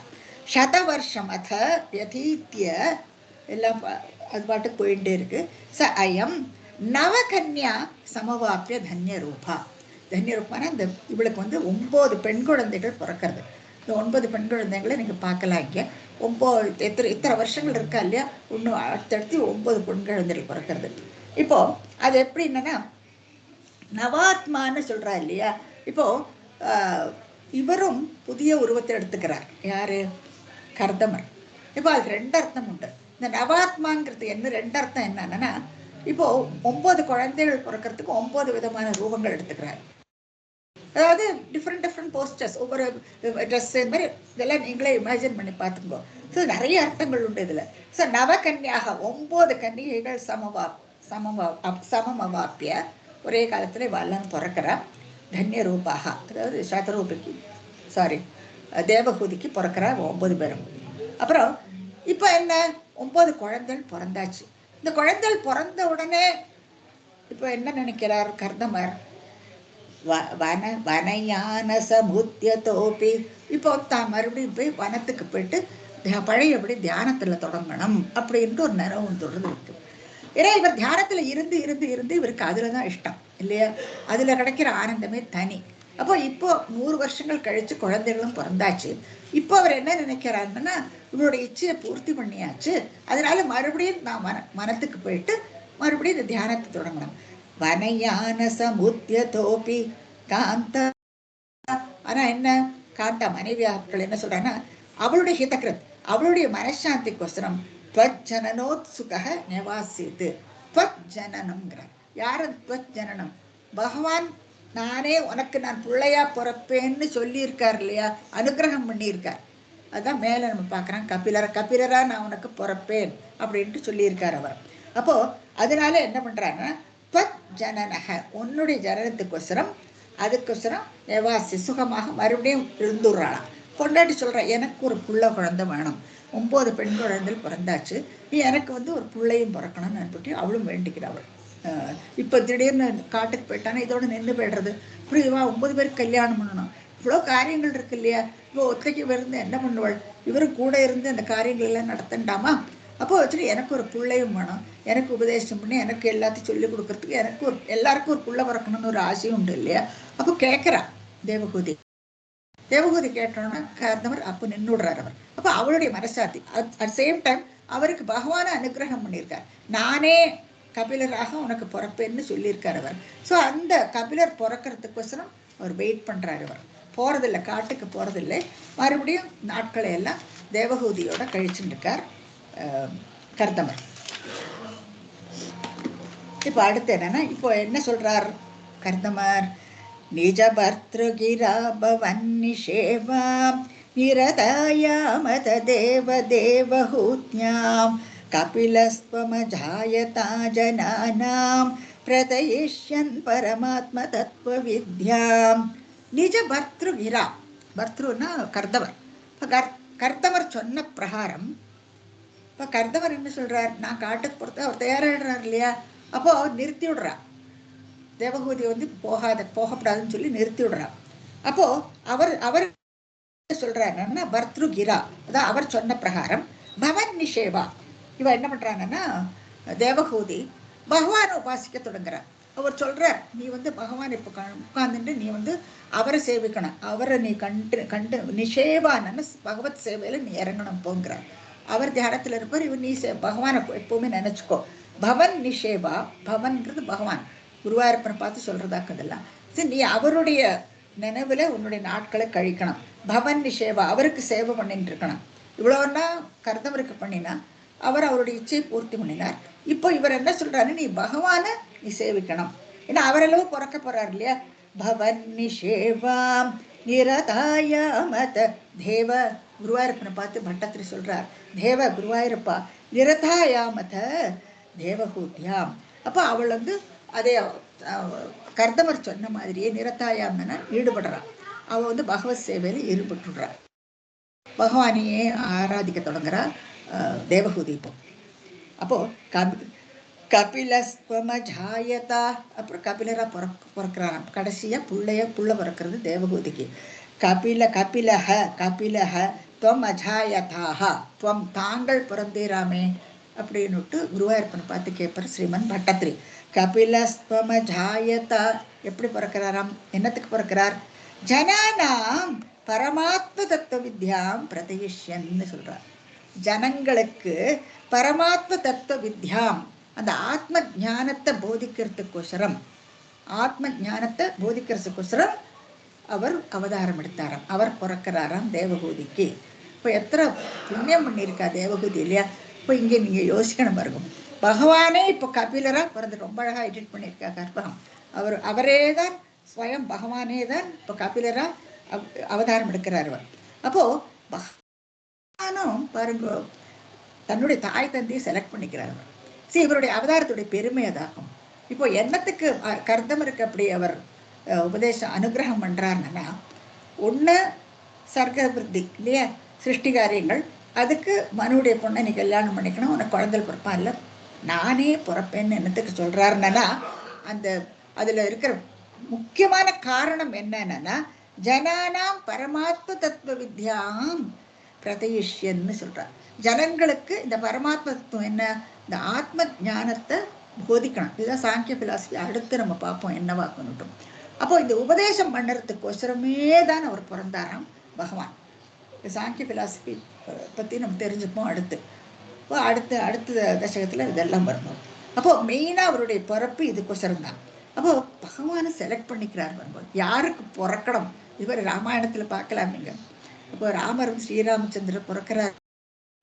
அப்போ பிறக்கும் பொழுது அவரும் செலக்ட், கௌசல்யா சுப்ரஜா ராமபூர்வா சந்தியா பிரவர்த்ததே ஸ்லோகம் எல்லாம் சொல்றோம். கோசலைக்கு பிறக்கிறார் இல்லையா? அப்போ அந்த மாதிரி பகவான் கூட டிசைட் பண்ணிக்கிறார் யாருக்கு பிறக்கணும்னுட்டு, அவரும் டிசைட் பண்ணிக்கிறார். ஸோ அந்த மாதிரி இப்போ கர்தமருக்கும் தேவகூதிக்கும் அப்படி ஒரு அதிர்ஷ்டம் கிடைக்கிறது. சொல்லியிருக்கிற மாதிரியே இப்போ அவர் வந்து கபிலரா பிறக்கிறார். கபிலாஸ்வமஜாயதா ஜனானாம் பிரதயிஷ்யன் பரமாத்ம தத்வ வித்யாம். இந்த பரமாத்ம தத்துவம் வந்து 24 தத்துவங்கள் எல்லாம் உண்டு. அதை பற்றி நம்ம அடுத்த இதில் பார்ப்போம் நம்ம. ஸோ அப்படியாக இவள் வந்து பகவான் வந்து ஆராதிக்க தொடங்குறா. ஆராதிக்க தொடங்கினோடனே இப்போ பகவானே ஸ்வயம் கபிலராக பிறக்கிறார். இப்போ எல்லாம் எடுத்து இல்லையா, பகவான் சொன்ன எல்லா சர்வ அனுகிரகங்களும் கர்தமருக்கு கிடைச்சாச்சு. வனமேயுஷி கர்தமே பிரசன்னே மத சர்வஸ்ம உபாதிஷஞ்ச ஜனன்யை கபிலாத்மக வாயு மந்திரேஷ பரிதம்பம் பரிபாஹி மாம் கதௌகாத். இப்போ வந்து ரெடி ஆயிடுறார் கர்தமர் வனமேயுஷி. இப்போ அதுக்கு போகிறதுக்கு முன்னால இப்போ எவ்வளோ பெரிய காரியம் ஒன்று இருக்கு இல்லையா கர்தமருக்கு. இதுக்கு புறப்படுறாரு. இப்போ வனமேயுஷி வரத்துக்கு போறதுக்கு கர்தமே பிரசன்னே பிரசன்னேன்னு சொல்றார் பட்டத்திரி. ரொம்ப சந்தோஷத்தோட கிளம்புறாரு. என்னத்திலான்னு என்னன்னா இந்த 9 பொண்களுக்கும் இந்த 9 பிரஜாபதிகளை கல்யாணம் பண்ணி கொடுக்குறாரு. இந்த பிரஜாபதிகள் யாரு அதுவும் உங்களுக்கு தெரியும் இல்லையா. பகவான் முதல்ல சனத்குமாரர்கள் 4 பேரையும் படைக்கிறார். அதுக்கப்புறமா இவர் பிரஜாபதிகள் தன்னுடைய அங்கத்திலேருந்து பிரம்மா உருவாக்குறார். அந்த பிரஜாபதிகள் வந்து மரீச்சி, அத்ரி, அங்கிரசு, கிரது, புலஸ்தியர், புலகர், பிருகு, வசிஷ்டர், அதர்வா இவெல்லாம் பிரஜாபதிகள். ஸோ இந்த 9 பிரஜாபதிகளுக்கும் அந்த 9 பொண்களை கல்யாணம் பண்ணி கொடுக்குறார். மரீச்சி கலாங்கிற வந்து மரீச்சி, அனுசூயா, அத்ரி ஒரு வாழ்த்து தத்தாத்திரேயர் பிறக்கிறார். அனுசூயா அத்ரி இந்த கதையெல்லாம் பின்னால வரும் உங்களுக்கு. அனுசூயா அத்ரி, ஸ்ரத்தாங்கிற வந்து அங்கிரசு. இந்த சந்தியாவந்தனம்லாம் சொல்லும்போது அங்கிரசு முனிவர் எப்பவுமே மென்ஷன் பண்ணுவான். ஸ்ரத்தாங்கிறவளை அங்கிரசுக்கு, ஹவிர்பூங்கிறவரை புலஸ்தியர், அதே மாதிரி கதி அவளை வந்து புலகர், கிரியா கிரது முனிவருக்கு, கயாதி பிருகுவுக்கு, அருந்ததி வசிஷ்டர் பற்றி உங்களுக்கு நல்லா தெரியும். இந்த கல்யாணமானவளுக்கு வந்து அந்த நட்சத்திரங்களை காட்டி கொடுப்பா. கல்யாணத்துக்கு முடிச்ச பின்ன இல்லையா இந்த கல்யாணமான தம்பதிகளுக்கு காட்டி கொடுப்பா. அவ 2 பேரும் ரொம்ப அந்யோன்ய தம்பதிகளாம், அருந்ததியும் வசிஷ்டரும். அவ 2 பேர். அப்புறம் சாந்திக்கு அதர்வா. இப்படியாக தன்னுடைய 9 பொண்களை இந்த 9 ரிஷிகளுக்கு கல்யாணம் பண்ணி கொடுத்துட்றா. அவ மூலமா நல்ல ஜனங்கள் எல்லாம் பிறக்கிறா. பூலோகத்தில் வந்து 60% பாப்புலேஷன் இவாளே ஃபில்லப் பண்ணிடுவா நிறைய. அதெல்லாம் நம்ம பின்னால் பார்ப்போம். நம்ம இவாளுடைய டிசெண்டன்ஸு இவா எல்லாருமா இந்த பூலோகத்தில் வேண்டிய எல்லா சிருஷ்டிகள் எல்லாத்தையும் பேரலெல்லாம் உருவாக்கிட்டே வருவாள். ஸோ அப்படியாக இந்த 9 பேரை கல்யாணம் பண்ணியும் கொடுத்தாச்சு. இப்போ கபிலரும் பிறந்தாச்சு. அதனால்தான் பிரசன்னே ரொம்ப சந்தோஷத்தோட அவர் போறாராம். இப்போ பாருங்க இந்த சன்னியாசம் வாங்கிட்டு போறான்னுட்டு நம்ம நிறைய கேள்விப்படுறோம் இல்லையா. இப்போ இதில் நிறைய விதங்கள் உண்டு. சில பேர் என்னன்னா வாழ்க்கையை திறந்து போகும்பொழுது வெறுத்து போய் சன்னியாசத்துக்கு எடுத்துப்பா. வெறுத்து போயிட்டு ஐயோ போருண்டா சாமி இந்த சம்சாரம் அப்படின்ட்டு ஒரு வெறுப்போட இந்த சம்சாரத்தை ஏற்றுப்பா. இப்படி ஒரு கேட்டகரி உண்டு. சரி, அவளுடைய இது நோட்டம் அப்படி இருக்கும் இல்லையா. அவளுடைய பார்வையில் போரும் இந்த சம்சாரம்னுட்டு அந்த குடும்பத்தை அப்படியே விட்டுட்டு போயிடுவாங்க. சில பேர் என்ன பண்ணுவாங்கன்னா சம்சாரத்தில் இருக்கிற அந்த துன்பங்களை எல்லாம் அவளுக்கு எதிர்கொள்ள முடியாது. ஃபெயிலியர், லாட் ஆஃப் ஃபெயிலியர்ஸ் இல்லையா, அப்ஸ் அண்ட் டவுன்ஸ் இருக்கும். அதை எதிர்கொள்ள முடியாது. நிறைய கடன் ஆகிடும், அதாயிடும். அப்போ என்னோட திடீர்னு எல்லாத்தையும் விட்டுட்டு சன்னியாசம் வாங்கிட்டு போயிடுவான், வீட்டை விட்டுட்டு போயிடுவான். இல்லை எஸ்கேபிசம் ஆகும். இந்த மாதிரிலாம் பண்ணக்கூடாது இல்லையா. அவனவனுடைய கடமைகள் எல்லாமே உண்டு. கடமைகளை பூர்த்தி பண்ணிட்டு நீ சன்னியாசம் வாங்கிக்கலாம். கடமைகளை பூர்த்தி பண்ணாதுக்கு சன்னியாசம் வாங்கிக்கிறதுல ஒரு பிரயோஜனமும் கிடையாது. ஏன்னா அது மனசை உறுத்திக்கிண்டே இருக்கும். வாசனாஸ் சொல்றோம் இல்லையா, அது எப்போ மனசுக்குள்ள உறுத்திக்கிண்டே இருக்கும். ஐயோ நம்ம இது பண்ணாம இது பண்ணாம அந்த குத்தமுள்ள நெஞ்சு குறுகுறுத்துக்கிட்டே இருக்கும். அந்த மாதிரி நம்ம சன்னியாசம் வாங்கிட்டு போறதுல பிரயோஜனமே கிடையாது. அப்போ இந்த மாதிரி நிறைய கேட்டகரிஸ் உண்டு. ஆனா இங்கேயோ கர்தமர் பாருங்க பிரசன்ன சந்தோஷத்தோட போறார். ஏன்னா பகவான் பண்ணின அனுகிரகம் எல்லாருக்கும் கிடைச்சு கொடுத்து கபிலரும் பிறந்தாச்சு. போ அப்போ கபிலர் இப்போ வந்து என்ன பண்றாருன்னா இவர் வனத்துக்கு போறதுக்கு முன்னால கபிலர் குழந்தை தானே. அப்போ தன்னுடைய புத்திரன் அப்போ அவரை வலம் வருகிறான். அப்பா பிள்ளைய வலம் வலம் வந்து நமஸ்காரம் பண்ணுறான். என்னத்துல ஆனா இப்போ அவர் நேர்ல பாக்குறது என்னமோ தன்னுடைய பிள்ளைதான். தன்னுடைய பிள்ளையா கபிலரை பார்க்கிறார். கபிலர் அவருக்கு பிறந்தவர் தானே இல்லையா. நேர்ல பிள்ளையா பார்த்தாலும் மனசுக்குள்ள பகவான் அவர். அதனால்தான் வலம் வந்து வணங்குறாராம். அப்போ அந்த வனத்துக்கு போறதுக்கு முன்னால கபிலரை வலம் வந்துட்டு நமஸ்காரம் பண்ணிட்டு ஸ்துதிச்சுப்பட்டு அதுக்கப்புறம் சந்தோஷமா அவர் வனத்துக்கு புறப்படுறார். சரி, ஜஸ்ட் யோசிச்சு பாருங்க, என்னத்துக்கு நான் இதெல்லாம் சொல்லேன்ட்டு. சன்னியாசம் வாங்கிக்கிறதுங்கிறது அத்தனை ஈஸி இல்லை. ஸோ இவர் வந்து ரொம்ப சந்தோஷத்தோட தன்னுடைய எல்லா கடமைகள் எல்லாம் முடிச்ச பின்ன இவர் மறுபடியும் சன்னியாசத்துக்கு கிளம்புறார் கர்தமர். ஸோ வனமேயுஷி கர்தமே பிரசன்னே மத சர்வஸ்மபுபாதிஷன் ஜனன்யே. இப்போ என்ன பண்றாருன்னா இந்த யோகத்தை எல்லாம் இப்போ வந்து ஜனங்களுக்கு எல்லாம் சொல்லி கொடுக்க புறப்படுறார் கபிலர். இல்லையா? கபிலர் அதுக்கு தானே அவர் பிறந்திருக்காரு இல்லையா? ஜனங்களுக்கு உபதேசம் பண்றதுக்கு தொடங்குறாரு இவர் கபிலர். இப்போ இது என்னத்தை நமக்கு குறிக்கிறது? அந்த ஒரு காலகட்டத்துல மேபி நமக்கு தெரியாது, அது க்ஷீணிச்சு போயிருக்கும் இல்லையா? தர்மங்கள் எல்லாம் க்ஷீணிச்சு போயிருக்கும். எல்லாரும் மறந்துருப்பா என்ன பண்ணணும், சுதர்மம் என்ன, அப்போ ஒரு குடும்பத்தை எப்படி பரிபாலிக்கணும், அதே மாதிரி ஒரு ராஜாக்கு எப்படி ஒரு ராஜ்ய பரிபாலனை எப்படி பண்ணணும், இந்த மாதிரி நிறைய விஷயங்கள் உண்டு. அப்போ அந்த மாதிரி விஷயங்கள் எல்லாம் க்ஷீணிச்சு போன காலத்துல பகவான் உபதேசம் பண்ணணும் இல்லையா? அப்போ இப்போ சந்நியாசம் வாங்கிக்கணும்னுட்டு ஒருத்தர் நினைச்சானா எந்த அவனுக்கு அவள் இந்த தத்துவங்கள் எல்லாம் என்னன்னுட்டு அவளுக்கு தெரியணும். இது சும்மா உட்கார்ந்து ஒரு அஷ்டாங்க யோகம் பண்ணு, நீ பிராணாயாமம் பண்ணு, அதை பண்ணு இதை பண்ணிட்டு எல்லாரும் சொல்லுவா நம்மகிட்ட. ஸோ எல்லாம் பண்ணுன்னா இப்போ எல்லாம் ஸ்கூல்ஸ் எல்லாம் இருக்கு, அங்கெல்லாம் போறோம் பண்றோம் எல்லாம். ஆனா அதோட பர்பஸ் என்னன்னுட்டு யாருக்குமே தெரியாது. என்னத்துக்கோசரம் அப்படி பண்றோம்? பிரத்யாகாரம் சொல்றோம். பிரத்யாகாரம்னா இந்திரியங்கள் எல்லாம் அடக்கணும். இந்திரியங்கள் எல்லாம் அடக்கிறதுன்னா அத்தனை சாமானியமான விஷயமா என்ன? ரொம்ப கஷ்டம். அந்த மாதிரி இந்திரியங்களை அடக்கி பிராணாயாமம் பண்ணி அதுக்கப்புறமா கான்சன்ட்ரேஷனோட ஒரு பகவத் ஸ்வரூபத்தை மனசுல நினைச்சுக்கிண்டு தியானம் பண்ணி மெடிடேஷன் பண்ணி அதுக்கப்புறம் சமாதி நிலையை அடையணும். ஸோ இந்த மாதிரிலாம் அடையணுங்கிறதுக்கு அதுக்கு ஒரு ப்ரொசீஜர் இருக்கு. அதை எல்லாருக்கும் தெரியும். அது எப்படி ஆக்கும்னுட்டு ஒரு குரு மூலமாக தான் நம்மளுக்கு தெரிஞ்சுக்கணும். ஸோ அந்த ஒரு காலகட்டத்தில் இதெல்லாம் தெரியாமைக்கு போயிருக்கலாம். ஏன்னா வழி வழியாக வர இந்த நியமங்கள் இதெல்லாம். ஸோ இந்த அனுஷ்டானங்கள் எல்லாம் க்ஷீணிச்சு போயிருக்கலாம். இந்த காலத்தில் இந்த மாதிரியெல்லாம் யார் அஷ்டாங்க யோகம் எல்லாம் பண்ணுறா இல்லையா? மேக்ஸிமம் பிராணாயாமம் பண்ணுவோம் நம்ம எல்லாம், அதுக்கு மேலே யாருமே பண்ணுறதில்லை. அப்போது அந்த மாதிரி காலத்தில் ஒரு சன்னியாசின்னு ஒருத்தர் சொன்னான்னா ஒரு இந்த மாதிரி எல்லாம் இருக்கா எல்லாத்தையும் ஆலோசிக்க வேண்டி வருது நமக்கு இப்போ இல்லையா? இந்த அனுஷ்டானங்கள் எல்லாம் அவளை அனுஷ்டிக்கிறாளா? இப்போ ஒரு குருவா இருந்தான்னா அவளுக்குன்னு சர்டன் குவாலிஃபிகேஷன்ஸ் தகுதிகள் எல்லாம் வேணும். ஸோ அதெல்லாம் இருக்கணும் இல்லையா? ஸோ அதுக்கெல்லாம் உபதேசம் பண்றதுக்கு பகவான் பிறந்திருக்கிறதா? பகவான் இந்த சமயத்துல பிறந்திருக்கார். பிறந்து உபதேசம் பண்ணுவார். அப்புறம் வந்து நித்தியமாக இருக்கிறது இது. இந்த மாதிரி ஒரு சன்னியாசம் வாங்கிக்கணும்னா அவளுக்கு தெரியணும்னா சம்சாரத்திலேருந்து விலகணும். அவளுக்கு ஒரு சன்னியாசி ஆகணும்னா அப்போ விலகணுங்கிறது என்னத்தினால? அப்போ நம்ம பார்த்து அனுபவிக்கிறது எல்லாமே அனித்தியம், அது அவளுக்கு தெரியணும். இப்போ நமக்கு நிறைய அஜ்ஞானம் நம்ம மனசுக்குள்ள. ஸோ இந்த அஜ்ஞானங்கள் எல்லாம் இருக்கும் பொழுது நமக்கு அது பகவான் இருக்கிறதே நமக்கு புலப்படாது, நமக்கு தெரியவும் தெரியாது. ஸோ இந்த அஜ்ஞானங்கள் எல்லாம் விலகணும் நமக்கு. ஸோ அது இதெல்லாம் விலகணும்னா ஒரு உபதேசம் பண்ணணும் இல்லையா?